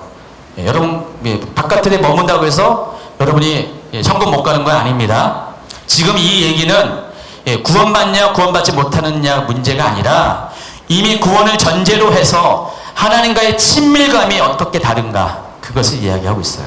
그러니까 여러분 바깥들에 머물러도 괜찮습니다. 나는 바깥들에 머물기 원합니다. 그래도 욕심은 다 있으시네요. 바깥들에 머물 수 있지만은 이왕이면은 성소에 들어가야 되죠. 성소에는 뭐가 있다고 그랬어요, 할까요? 떡상, 또 등대, 등잔, 또 요즘 메노라라고 말하는 이렇게 7개의 촛대가 달려있는 그걸 말하고요. 또, 바로 지성소 문 앞에, 그 향불이 있습니다. 향단이 있는데, 이것도 각각의 의미가 있는데, 이 떡상은 뭡니까? 말씀을 말하는 거고요. 이 메노라, 이 빛은 뭡니까? 등불을 비치잖아요. 그래서 하나님과 항상 교제하고 또 삶으로서 이렇게 등불을 비치고, 또 가운데 있는 향불은 뭡니까? 기도의 향불이죠. 그래서 여러분이 성소에 거하기 위해서는 이 세 가지를 하셔야 되죠. 그러니까 여러분이 바깥들에 거하려면 어떻게 됩니까? 그냥 하나님 죄송합니다, 잘못했습니다, 맨날 회개만 하면 돼요. 회개만 하면은 바깥들에 있을 수가 있어요. 그러나 성소에 들어가기 위해서는 여러분의 삶이 회개를 통과해서 하나님 말씀에 대해서, 또 여러분의 삶의 빛으로 사는 것과, 또 여러분이 어떻게 해요? 하나님과 날마다 기도하는 삶을 살아갈 때 성소에 들어갈 수가 있는 것이고요. 또 지성소에 들어가기 위해서 어떻게 됩니까? 죽음이라는 대가를 치르면서까지 여러분의 삶에 완전한 거룩이라는, 그런 하나님이 인정하시는 거룩이라는 그런 열매가 맺혀지는 삶을 살아갈 때 여러분이 지성소에 들어갈 수가 있다는 것입니다. 하나님은 누구나 다 이 성막 가운데 초청하지만은 이 성막의 구조 가운데 아무나 다 들어오는 것이 아니라, 이와 같이 자신의 삶에 내가 하나님과 친밀감을 누리기 위해서 내가 하나님께 허락한, 내 스스로 허락한 그 대가에 따라서 어떤 사람은 바깥들, 어떤 사람은 성소, 어떤 사람은 지성소에서 만나주신다는 것입니다. 이것이 바로 성막이 우리에게 하나님과 친밀감을 설명해서 주는 교훈입니다. 또 한 가지 이야기를 드리겠습니다. 성막이 하나님을 만나는 임재의 깊이에 따라서 이 바깥들과 성소와 지성소의 단계로 나가는 것처럼 하나님의 관계도 친밀함에 따라서 또 다른 방식으로 설명할 수가 있는데, 저는 그 중에 하나가 바로 하나님과 나 사이의 거리의 문제라고 설명을 드릴 수가 있습니다. 여러분 출애굽기 보면은 하나님께서 율법을 주시려고 모세를 시내산에 부르신 장면이 나옵니다.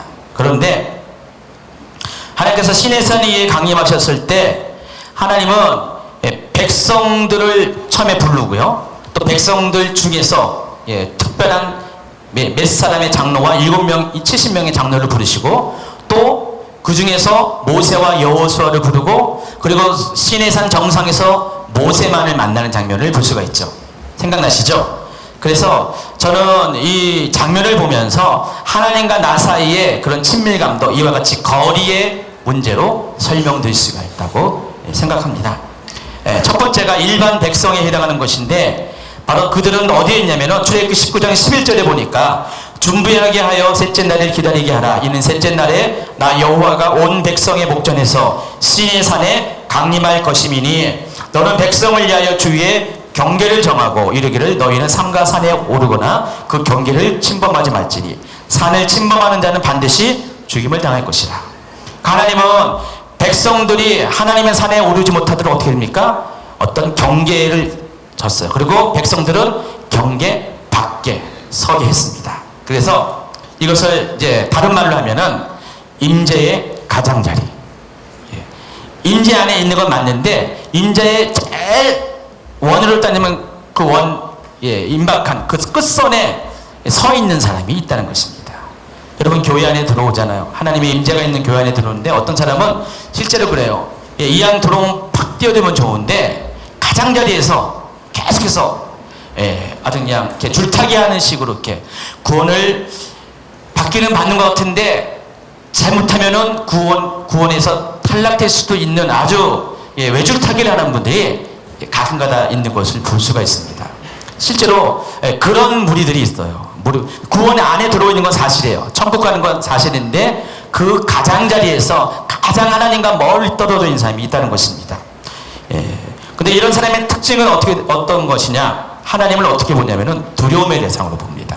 백성들이 하나님의 그 산에 가까이 가지 못한 이유가 하나님이 두렵기 때문에 그렇습니다. 그래서 경계를 넘어갈 때 그들은 어떻게 됩니까? 하나님께 징벌을 당하기 때문에 그래서 항상 그 경계에 있는 사람들은 하나님과의 관계가 하나님은 두려움의 대상이라는 것입니다. 혹시 여러분 가운데 하나님을 두렵게 느낀 분 계십니까? 근데 많은 분들이 예수를 오래 믿어도요, 굉장히 열심히 믿어도 성실하게 믿고 또 이렇게 시간이 가면서 직분들을 가져도 하나님에 대해서 물어보면 굉장히 두려운 하나님으로 그 마음속에 확 박혀있는 분들이 굉장히 많이 있습니다. 자, 이런 사람들이 바로 임재의 가장자리, 경계에 서 있는 사람을 말하는 것입니다. 두 번째가 경계를 넘어서 그 안에 들어가는 사람, 바로 70인의 장로인데 출애굽기 24장 1절입니다. 또 모세에게 이르시되 너는 아론과 나답과 아비후와 이스라엘 장로 70명을 함께 여호와께로 올라와 멀리서 경배하고. 그러니까 경계를 넘어갔습니다. 백성들이 있는 경계를 넘어갔는데 그러나 이들 역시 하나님의 인재 가까이는 갈 수가 없었습니다. 하나님은 이들과 함께 먹고 마시는 영광을 허락하셨습니다. 그러나 중요한 것은 아직은 이들은 하나님의 산에 오르지 못했다는 것입니다. 그러니까 하나님의 산 기슭 가운데 저 밑에서 머물러서 하나님의 인재의 조그만 흔적은 느꼈지만은 하나님이 저기 계시구나라는 것들에 대해서는 조금만 느꼈지만은 그들은 그 이상으로 나아가지 못합니다. 실제로 많은 분들이 하나님을 만나요. 예배 가운데 만나고 어떤 사건과 어떤 환경 가운데 하나님을 느낍니다. 하나님 살아계시구나. 맞아.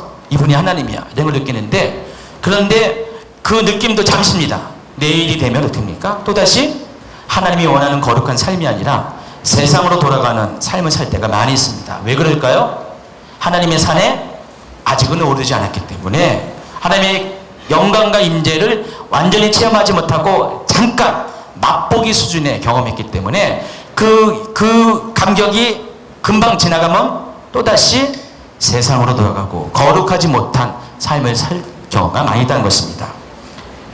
그래서 이 잠시 경험하는 하나님과의 교제는 하나님 산에서 멀어질 때 친밀감의 그 깊이도 멀어지게 된다는 것입니다.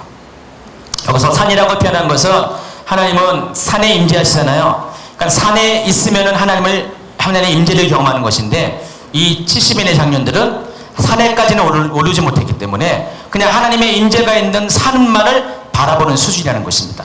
예, 백성들은 임재조차 느끼지 못했어요. 그러나 이 70명의 장로는 임재는 느낄 수가 있지만 임재 안에 뛰어들어갈 수는 없었다는 것입니다. 세 번째가 하나님의 산에 오르는 자인데 바로 여호수아입니다. 여호수아는 어쨌든 간에 모세와 함께 하나님의 산에 올랐다는 것입니다. 오직 두 사람만이 하나님의 산에 올랐는데 그런데 이 여호수아는요 정상까지는 받지 못했습니다. 제가 예전에 지금은 이제 못하지만 등산을 가끔 아주 오래전에 했을 때 그때 느끼는 어떤 경험이 어떠냐면은 어디더라요? 저 간악산 가면은 그 신림동 그쪽에 보면은 그 버스 그 정거장이 있고 서울대 입구 쪽에 거기 보면은 이제 주차장도 있고 그러면은 간악산에 올라오는 사람들이 많이 있어요. 어느 날 아마 교회에서 여기 엠프를 간 것 같아요. 그래서 거기서 이제 모여가지고 이제 간악산 올라갔는데요. 그냥 사람들이 빠글빠글 하고요.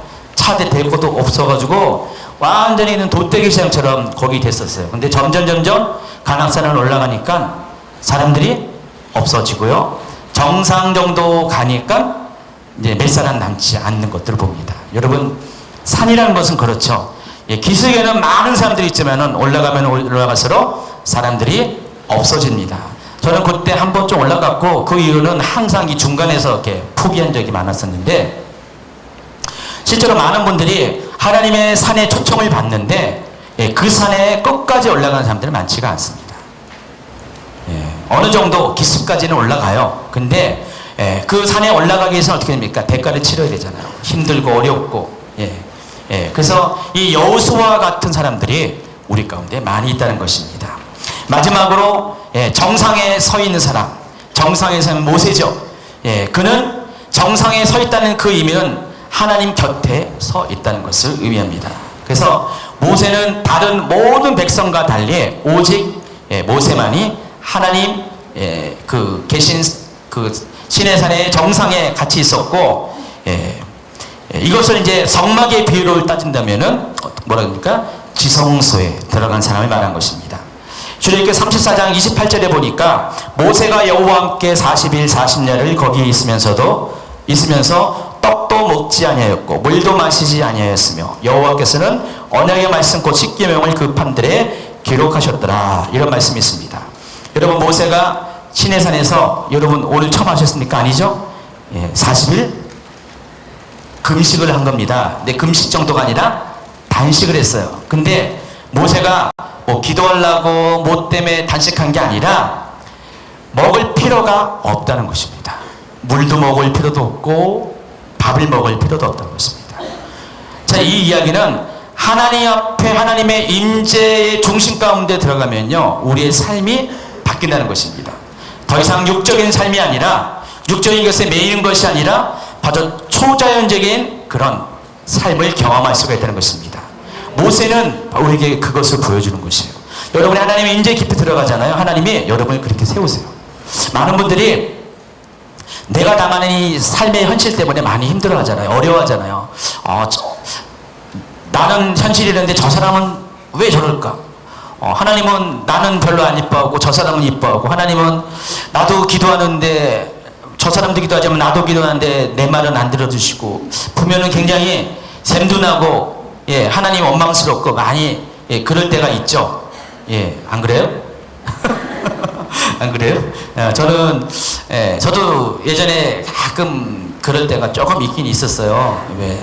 딴 것 때문인 게 아니라 옆에 있는 사람 때문에 약간 말은 안 했어도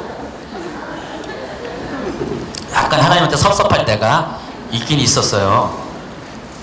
그런데 하나님은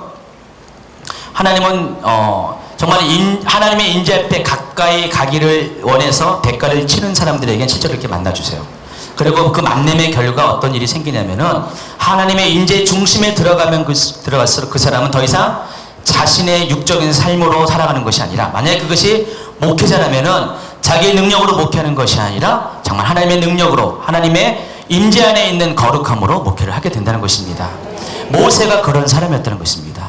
모세는 그 하나님의 산에 올라가서 굳이 먹을 필요도 없이 굳이 마실 필요도 없이 그는 아주 건강하게 하나님과의 임재를 40일 동안 누리고 내려왔습니다. 그가 내려왔을 때 그의 얼굴이 해같이 빛나가지고 사람들이 감히 쳐다볼 수 없어가지고 수건 탈렛을 씌웠다고 말을 하고 있습니다. 어떤 사람들은 이러한 삶을 오늘날도 살고 있어요. 잘 보시면은요, 하나님과 좀 친밀하고 또 영적인 어떤 깊은 경험을 하는 사람들의 삶의 모습을 보면은 다는 아니지만 그래도 어떤 사람은 정말 이런 모습으로 사는 것들을 봅니다.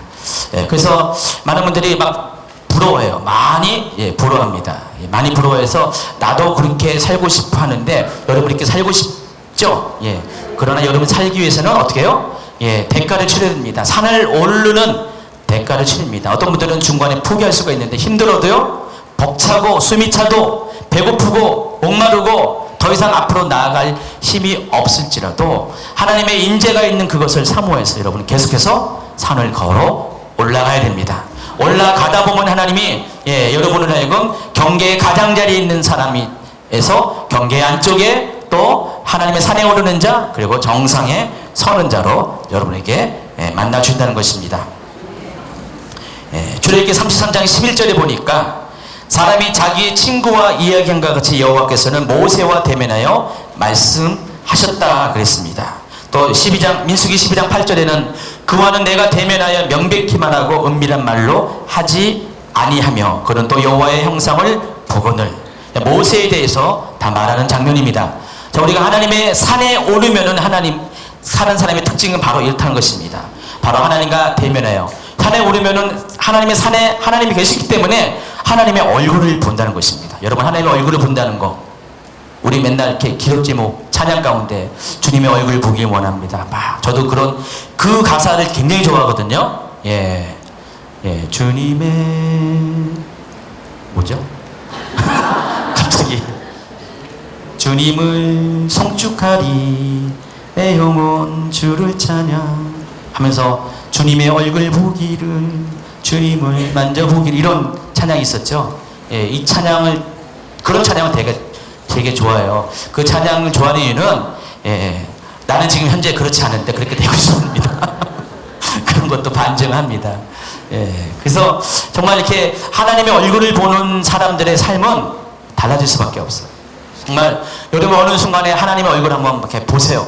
그때부터는 여러분의 삶이 정말 하나님의 얼굴로부터 여러분에게 비춰지는 그 영광의 빛으로 인해서 여러분의 얼굴도 여러분의 삶도 영광의 빛으로 비춰질 것이고요. 정말 여러분 더 이상 육적인 삶에 매이지 않고 정말 초자연적인 삶을 살 수 있는 존재로 여러분이 변화가 된다는 것입니다.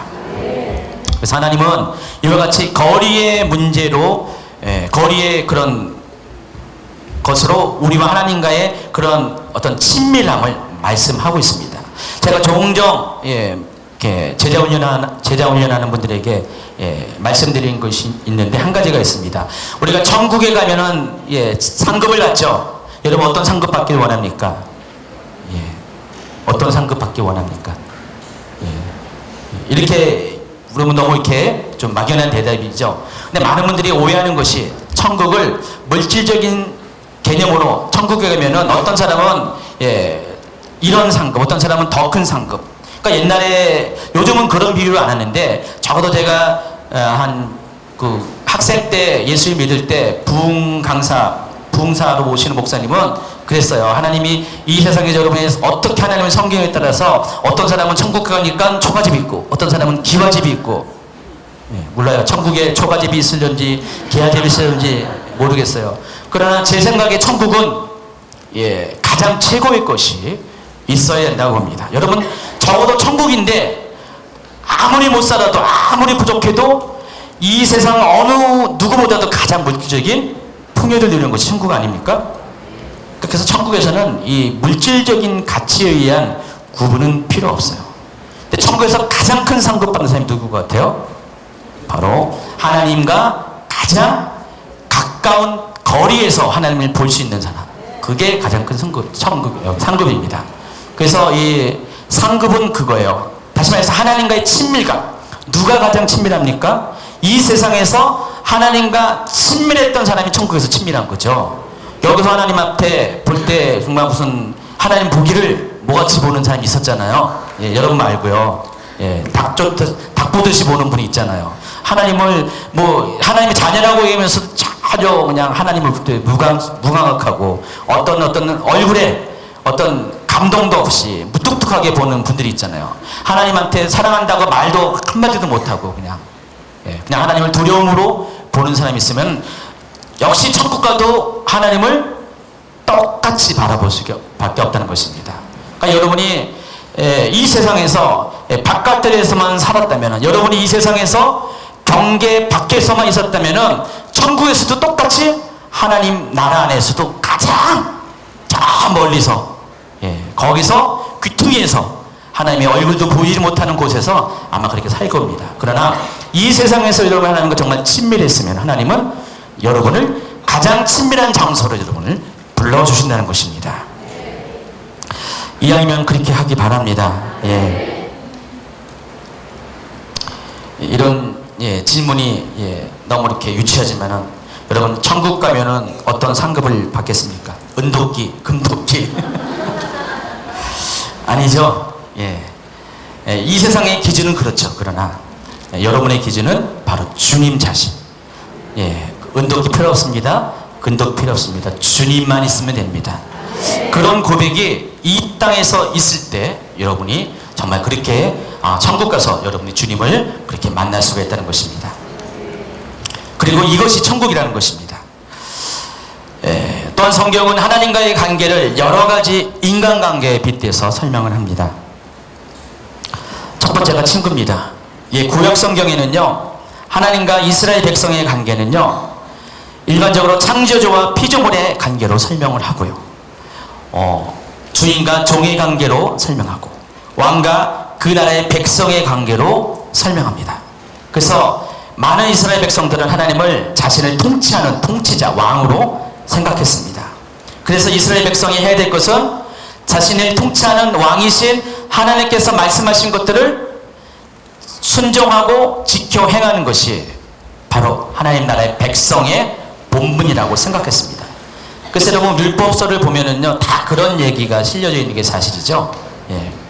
근데 그 중에서 그 수많은 그런 관계 가운데 구약의 백성 중에서 제가 소개한 두 사람은요, 좀 하나님 관계가 좀 달랐어요. 누굴 것 같아요? 첫 번째 순서대로 하면은 아브라함이죠.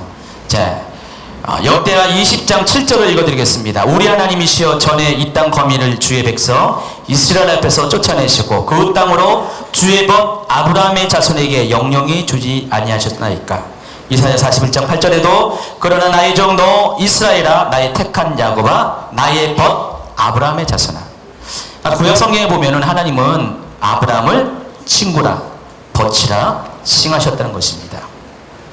그러니까 수많은 구약의 사람들이 있었는데 유독 하나님은 아브라함을 친구라고 이야기했습니다. 창세기 18장에 보면은 소돔과 고모라를 심판하시기 앞서 하나님께서 천사를 보내서 아브라함에게 심판의 계획을 알려주시죠. 18장 17절입니다.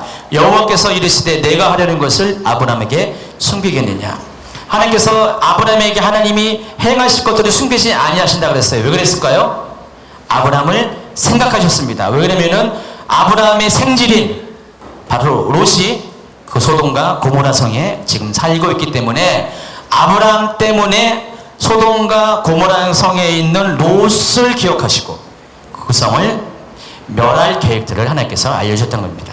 만약에 친구가 아니면은 말할 필요가 없어요. 그냥 하나님이 행하시면 되는데, 또 한 가지 더 하나님은 알려주신 것뿐만 아니라 피할 방법을 알려주십니다. 뭡니까? 의인 50을 찾으면은 내가 그 성을 멸하지 않겠다. 바로 너 때문에 너를 위해서 그런 기준을 세우겠다 이렇게 말씀하십니다. 그런데 아브라함이 아무리 생각해도 아무리 머리 굴려도 그 땅에 50명의 의인은 도저히 없을 것 같아요. 그래서 45명, 40명, 30명, 20명, 10명까지 줄여나가는 과정을 봅니다. 제가 봐더라도요, 참 이해하기가 힘든 장면입니다. 어떻게 신이신 하나님과 그냥 하찮은 인간인 한 피조물이 어떻게 딜을 합니까? 그냥 딜이 아니라 5번에 걸쳐 딜을 합니다. 협상을 합니다. 근데 하나님은 어떻게 합니까? 그때마다 다 들어주셔가지고요. 나중에 아브라함이 양심에 걸려가지고 더 이상은 말하기가 뭐하니까 미안해서 10명으로 딱 끊어버립니다. 근데 하나님은 어쨌든 간에 아브라함이 끊지 않았으면은 숫자가 더 줄어들어도 하나님은 아브라함의 요청을 아마 들어주실 것이에요. 근데 왜 하나님이 그 같은 일을 행하시냐 이거죠. 그것은 단지 아브라함 때문에 그래요. 아브라함의 관계가 하나님과 그런 관계이기 때문에 친구 사이에 못할 말이 없잖아요. 요즘은 못할 말 많지만 친구 사이에 못할 말이 없어요. 그래서 하나님 앞에 아브라함은 할 말 다 했습니다. 그리고 하나님께서는 정말 10명의 의인만 있으면 이 세상을 이 소돔과 고모라를 멸하지 않을 것이라고 말씀을 했습니다. 만일 하나님이 여러분에게 그렇게 만나 주신다면 대단하죠. 그렇죠? 혹시 가끔 가다가 하나님과 그렇게 딜을 한 사람 있으세요? 있지 않아요? 하나님, 히스기야처럼 내가 병이 들었는데 암이 걸렸는데 하나님 내 생명 살려주신다면은 죽음을 피해가게 된다면 하나님 내가 정말 이제 하나님 앞에 열심을 다해 살겠습니다. 주만 믿고 주를 위해서 사명 감당하겠습니다. 하나님 살려주셨죠? 살아나신 분 계시죠? 근데 한 몇 년 지나면 어떻게 됩니까? 또다시 잊어버리고 그리고 또 병이 찾아옵니다. 이제 정신 차려가지고 하나님 이번에도요 제가 한 번 더 하는데 좀 살려주세요. 하나님이 살려주시는데 또 지나고 보통은 뭐 2번, 3번까지는 이렇게 실수하지 않는데 이런 케이스가 진짜로 있어요. 아브라함 같은 일이 과거에 있는 게 아니라 지금도 있습니다. 근데 하나님은 지금도 그와 같이 들어주십니다. 근데 이 모든 관계는 친구의 관계일 때 가능합니다. 하나님은 정말 여러분이 평소에 하나님과 어떻게 친밀함에 따라서 여러분이 죽을 몸도 살리시고요 망할 걸 또 회복시켜 주시고요 어떤 위경에서도 여러분이 건져주시는 분이 하나님이십니다. 또 한 사람이 있습니다. 누굽니까? 모세입니다. 모세를 보고도 하나님이 그를 친구라고 했습니다. 출애굽기 33장 11절에 보니까 사람이 그 친구와 이야기함과 같이 여호와께서 모세와 대면하여 말씀하셨다고 했습니다. 물론 모세를 가리켜서 나의 종 친구, 나의 친구라고 이야기하지 않았지만은 친구를 대함과 같이 모세에게 그 누구에게도 보여줄 하나님의 얼굴을 보여줬다고 말씀하고 있습니다. 그래서 이 모세도 하나님 앞에 이 친밀한 관계 속에서 뭘 했죠? 바로 중보기도, 그 유명한 중보기도를 했습니다. 그것이 출애굽기 32장 7절 이하에 나옵니다. 어쨌든 하나님은 이 모세의 중보기도를 들으시고 그 결과 심판을 피하게 하십니다. 출애굽기 32장 14절에 여호와께서 뜻을 돌이키사 말씀하신 하를 그 백성에게 내리지 아니하시니라. 자, 이와 같이 친구의 관계는 서로의 속 깊은 고민을 함께 나누고 서로의 부탁을 들어주는 관계를 말하고 아브라함과 모세가 하나님과 그런 친밀함을 가졌다는 것입니다. 그러니까 구약의 수천 년의 역사 가운데 이스라엘 역사 가운데 오직 이 두 사람만이 하나님과 그런 관계를 가졌어요. 아주 대단한 사람이죠. 그 많은 사람들 가운데 어떻게 이런 특별한 관계를 가졌는가? 여러분 그렇게 되기를 원하죠? 근데 여러분 뭐 굳이 그럴 필요가 없습니다. 지금은 아무리 과거에 아브라함과 모세가 대단한지라도 이미 여러분은 그 단계를 뛰어넘었어요. 왜 그러냐면은 그 다음 단계가 바로 아버지와 아들의 관계가 되기 때문입니다. 예수님께서 여러분을 그런 관계로 인도하셨다는 것입니다. 그래서 구약의 관계는 친구가 가장 잘한 게 친구지만은 신약은 기본적으로 뭐부터 시작한다고요? 아버지와 아들. 여러분 친구는 어쨌든 간에 남입니다. 그렇죠? 남입니다. 그러나 아버지와 아들은 남이 아닙니다. 우리가 남이냐? 하나님이 여러분을 그렇게 대한다는 것입니다. 그러니까 여러분은 아브라함보다 나아요. 모세보다 낫습니다. 확신을 가지기 바랍니다. 히브리서 11장에 보면 믿음에 대해서 쭉 얘기하면서 뭐라 했습니까? 이들은 다 약속을 어떻게 했습니까?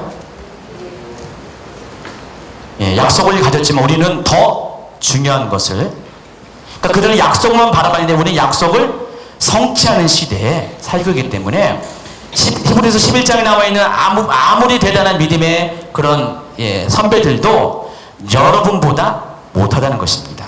그들의 가장 최고가 여러분의 가장 출발선에 해당한다는 것입니다. 그렇다고 해서 너무 이렇게 아브라함과 모세를 밑으로 이렇게 내려 깔면 안 되고요.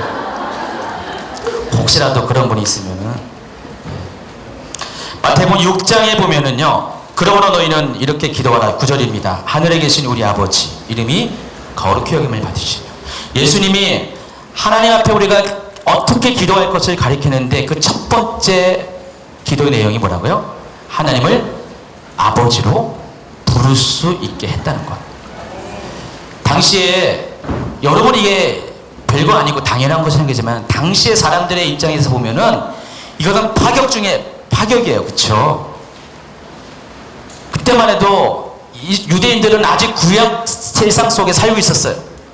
지금도 구약 세상 속에 살고 있지만은, 근데 그런 사람들에게 하나님을 아버지로 부른다?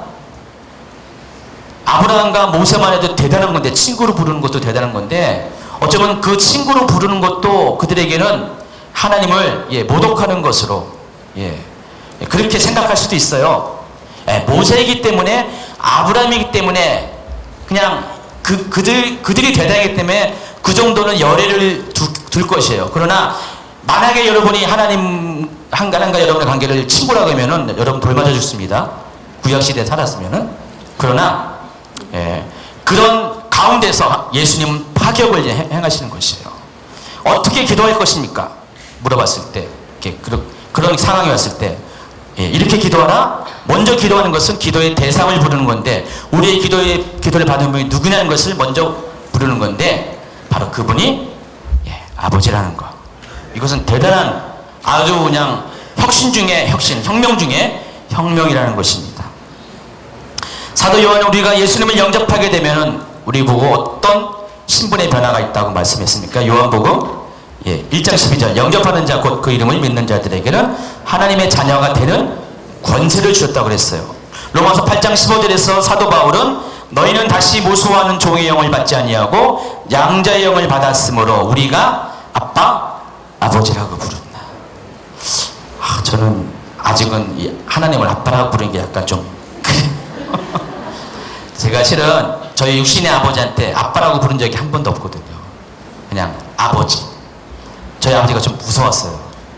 무서웠기 때문에 아빠라는 단어는 상상할 수가 없었어요. 근데 우리 딸은 저한테 아버지라고 부르지는 않습니다. 가끔 불러요.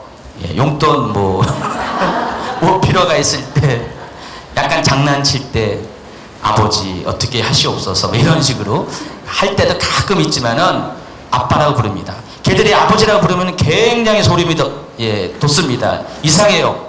굉장히 부담스러워요. 굉장히 멀리 있는 것처럼 보여요. 아빠라고 하면 아주 당연한 건데, 근데 하나님 앞에서는 아빠라고 부른 적이 솔직히 없어요. 감히 못 부르겠어요. 실은 이 내면에 있는 어떤 경험에 의해서 하나님은, 여러분 아빠라고 부르시는 분 계시나요?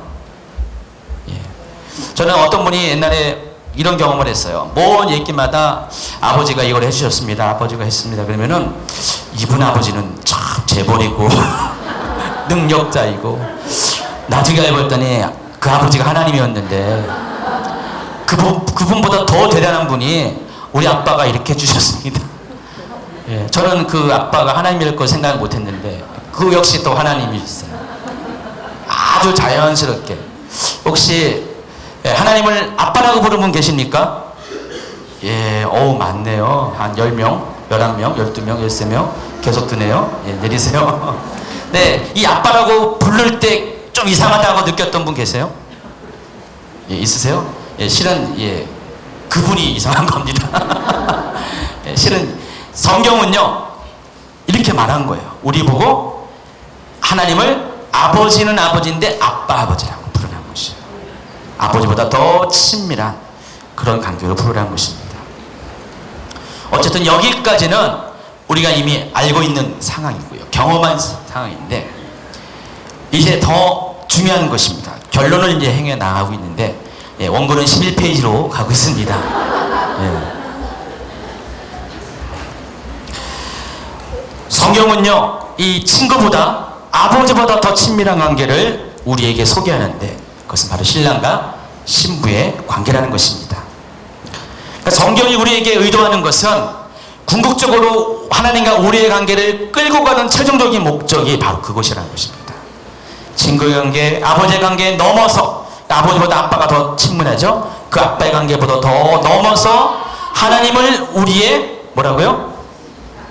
네, 정확한 표현은 아닙니다. 그리스도를, 예, 하나님은 그냥 아버지이고요. 하나님을, 예, 우리의 신랑이라고 말하면 좀 약간 여러분 이상한 취급 받습니다.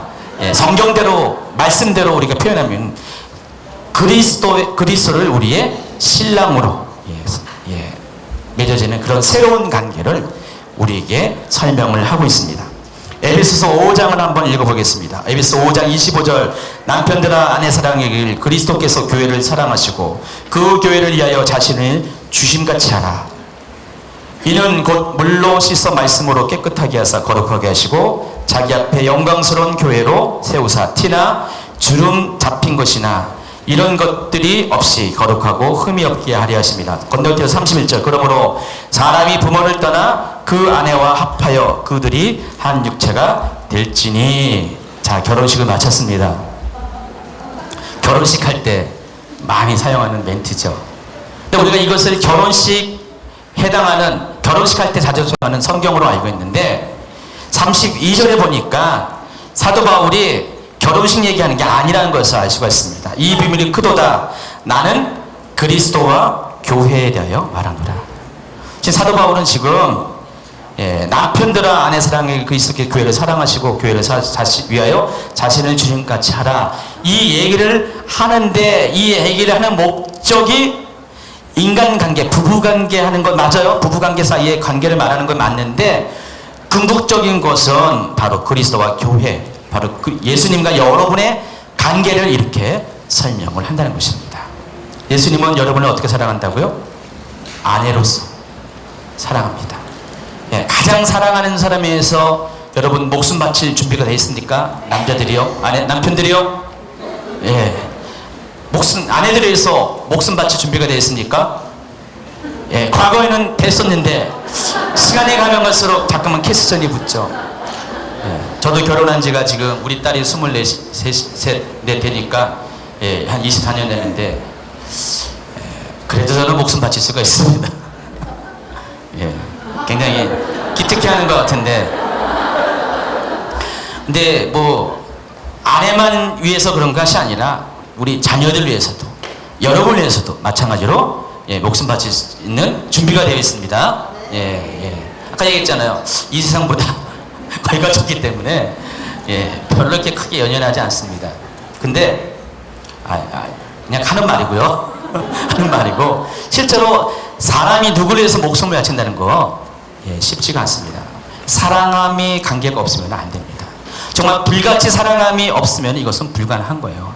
평소에 사랑한다고 하지만은 갑자기 길 가다가 괴한을 만나면은, 예, 도망가는 남자가 많이 있습니다.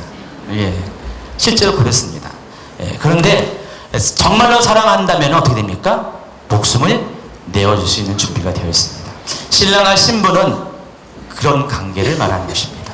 예수님이 그리스도가 되어서 여러분을 위해서, 예, 길 가다가, 예, 폭력배가 왔을 때 여러분을 위해서, 예, 도망간 것이 아니라 대신 맞아줬고요.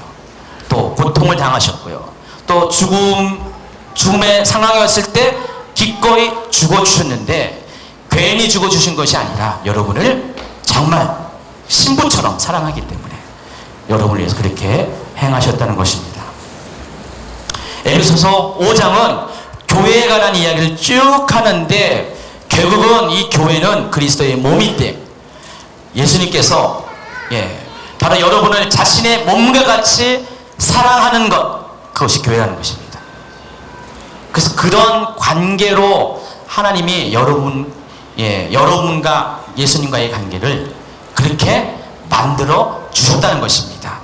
그래서 여러분은 이제부터는 친구의 관계 좋습니다. 아버지와 아들의, 아빠의 관계도 좋습니다. 그러나 그 넘어 더 궁극적으로는 신랑과 신부의 관계로서 주님과 여러분을 새로운 관계를 만들어 가야 한다는 것입니다. 그래서 창세기 2장 24절에 보니까 이러므로 남자가 부모를 떠나 그의 아내와 합하여 둘이 한 몸을 이룰지로다. 우리가 유명한 말입니다. 아까 읽어드린 에베소 5장 31절은 이것을 인용해서 사도 바울이 말했는데, 남자가 부모를 떠나 그의 아내와 합하여 둘이 한 몸을 이루라는 것은 바로 이것입니다. 부모가 누굽니까? 하나님이시죠. 우리의 영의 부모가 하나님이시죠.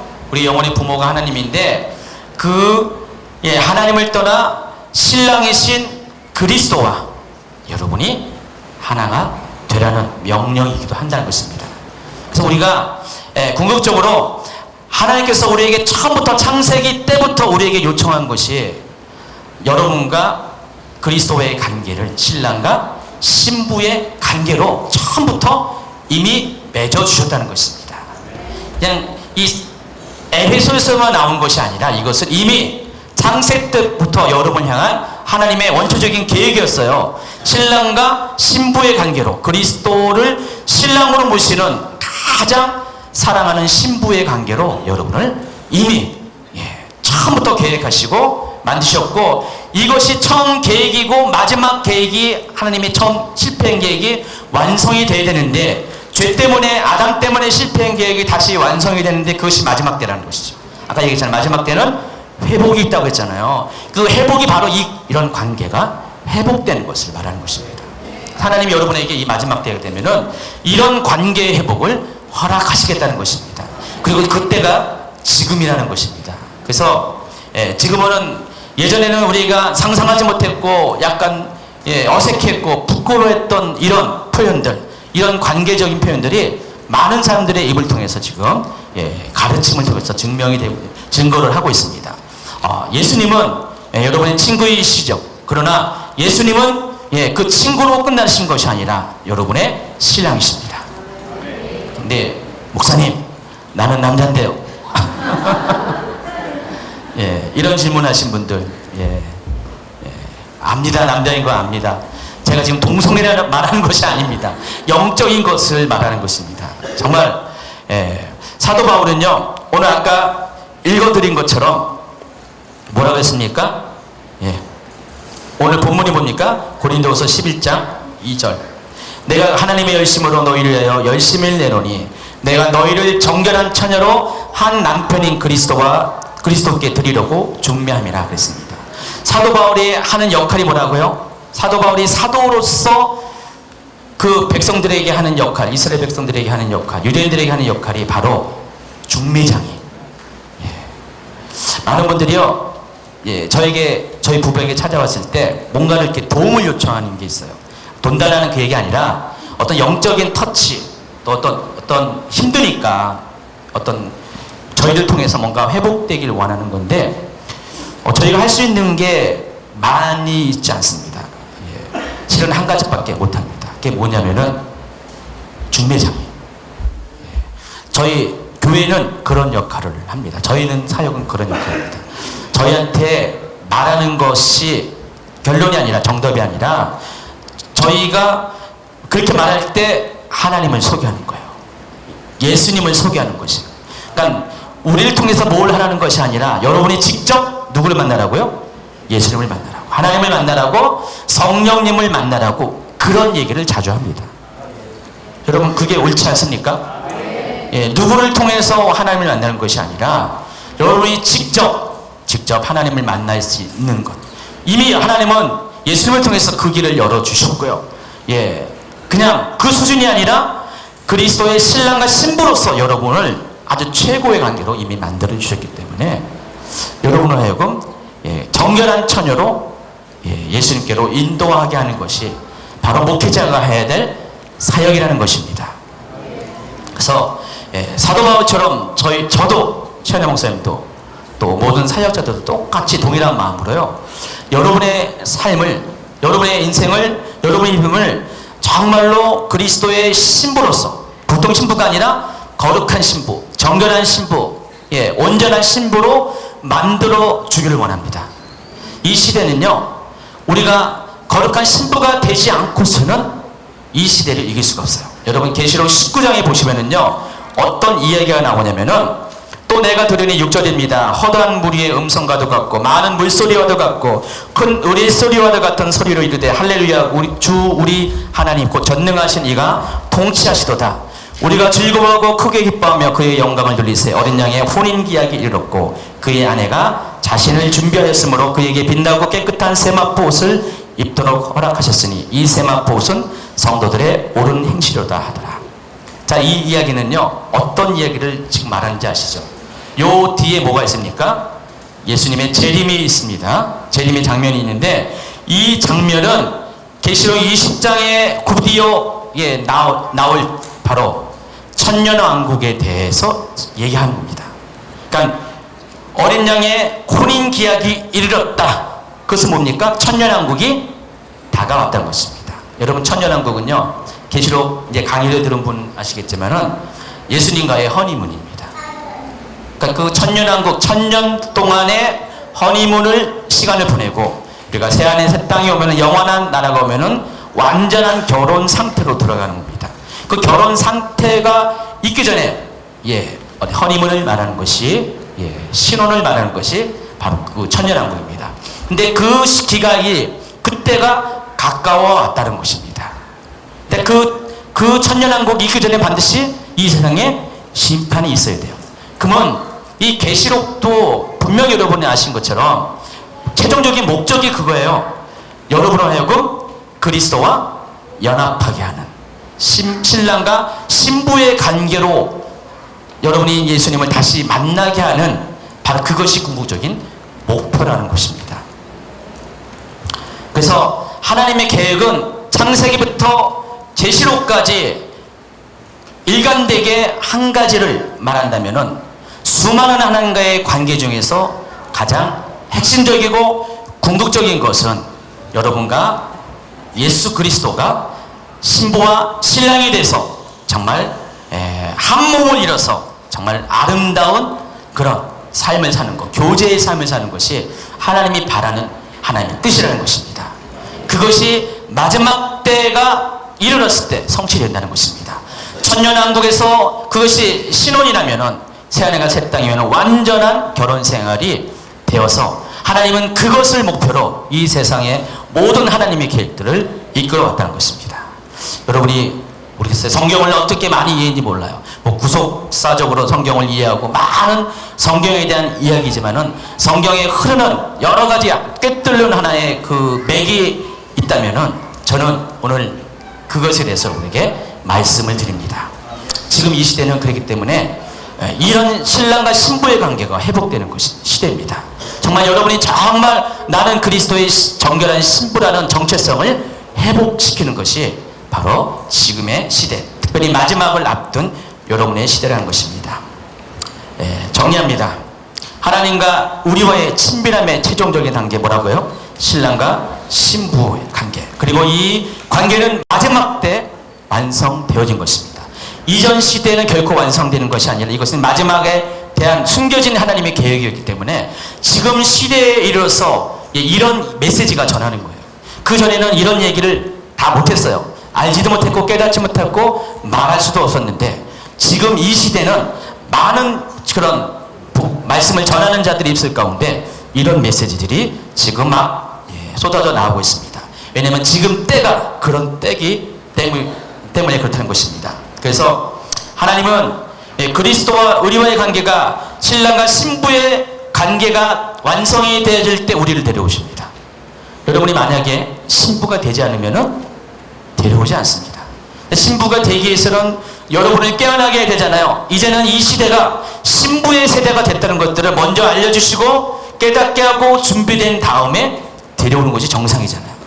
알지도 못하는데 그냥 어느 날 갑자기 와가지고 신부로서 준비되지 않은 여러분을 부른다는 것은 말이 아니잖아요. 말이 되는 것이 아니잖아요. 그래서 하나님은 지금 먼저 행하신 것이 지금 신부의 세대를 일으키고 계십니다. 자, 오늘 주제가 뭡니까? 신부의 세대여 일어나라. 여러분이 바로 신부입니다. 여러분이 신부의 세대입니다. 한번 일어나시기 바랍니다. 여기 일어나라고 했으니까 제가 하는 게 아니라 여러분, 마지막 때가 다가오기 때문에 우리가 많이 불안감을 느끼는 게 사실이죠. 점점 시대가 어려워지고요, 두려움을 느끼는 게 사실입니다. 그렇지만은 두려움을 느낄수록 여러분은 이 두려움을 극복하는 방법은 가장 친밀하신 예수님 안으로, 그 품 안으로 여러분 들어가시기 바랍니다. 나는 두려워요. 그러나 든든한 남편이 있으면, 안 두렵죠? 찬양 목사님, 든든한 남편이 있으면, 여러분 옆에 든든한 예수 그리스도가 있으면, 신랑 되신 예수 그리스도면 여러분 넉넉히 험난한 시절을 이길 수가 있습니다. 그것이 정말 여러분의 삶을 포기하라고, 여러분의 목숨을 내놓으라는 그런 핍박과 환난일지라도 여러분 넉넉히 그 위협을 이겨낼 수가 있을 것입니다. 마지막 때는 장난이 아닐 것입니다. 그냥 지나가는 것이 아니라 실제적인 마지막 때 위협이 있을 것이고, 이 마지막 때는 정말 여러분이 어쩌면 감당할 수 없는, 예수님을 부인할 수밖에 없는 그런 어려운 환경 가운데 여러분이 노출될 수 있을 것입니다. 어떤 사람은 목사님 그 전에 나 휴가하면 될 텐데요. 여러분 계시록 강의를 잘 들어보시면 알겠지만은 휴가가 여러 가지 논리가 있지만, 가설이 있지만은, 그러나 휴거가 있기 전에 우린 3년 반 동안 어떤 그런 여기 고난의 과정들을, 환난의 과정들을 겪습니다. 여러분 그 과정 겪는 것이 쉽지 않습니다. 지금 뭐 IS 문제, 또 북한에서 당하는 그 성도들의 고난, 이거는 하나의 약간의 맛보기에 불과하고요, 더 힘든 시대가 찾아오게 될 것입니다. 여러분 그 시대를 이기시는 것은 정말 불같이 사랑하는, 내 사랑하는 바로 신랑이신 예수님이 여러분의 옆에 있을 때 가능합니다. 여러분 혼자서는 힘듭니다. 여러분 다 연약합니다. 여러분 다 쓰러질 수밖에 없습니다. 그렇기 때문에 신랑이신 예수님을 붙잡아야 됩니다. 오늘 이 시간에 하나님, 내가 그전엔 잘 몰랐고 이해할 수 없었고 내가 고백할 수 없었지만 이제말로 오늘부터는 예수님을 나의 신랑으로 내가 받아들이길 원하고, 정말 예수님과 그렇게 신랑과 신부의 친밀한 관계를 갖길 원합니다. 이미 예수님은 여러분 곁에 와 계세요. 옆에 계시고 지금 만지시고 여러분에게 말씀하시고 얼굴을 여러분을 향하여 들고 계십니다. 주님, 내가 나의 신랑 되신 예수님을 오늘 이 시간에 영접하길 원합니다. 나의 신랑 되신 예수님을 내 마음속에 받아들이길 원합니다. 혹 이 시간에 아직도 하나님을 아버지라고 부르지 못하고 또 예수님을 그와 같이 친밀한 분으로 고백하지 못한 분이 있다면은 여러분 다 눈 감으시고요, 한번 손 드시기 바랍니다. 손 드시고요, 제가 기도합니다. 주님, 이 시간에 기도할 때 오늘 말씀을 듣고 새롭게 깨달은 주의 사랑하는 성도들에게 정말 우리 주님과의 관계를 친밀한 신랑과 신부의 관계로 하나님 받아들이고, 예수님은 나의 신랑이십니다라는 고백의 그런 말을 할 수 있도록, 믿음의 고백을 할 수 있도록 이 시간에 저들의 입술을 열어 주시옵소서, 마음을 열어 주시옵소서. 우리가 기도할 것입니다. 예수님에 대해서 우리가 그렇게 고백할 것이고, 그런 예수님이 나에게 지금 찾아와 달라고 기도할 것입니다. 우리가 기도할 때 예수님 그렇게 찾아와 주시옵소서, 만나 주시옵소서. 그래서 나와 예수님과의 관계가, 친밀한 관계가 회복되는 그런 시간 되게 하여 주시옵소서. 예수님의 이름으로 기도합니다.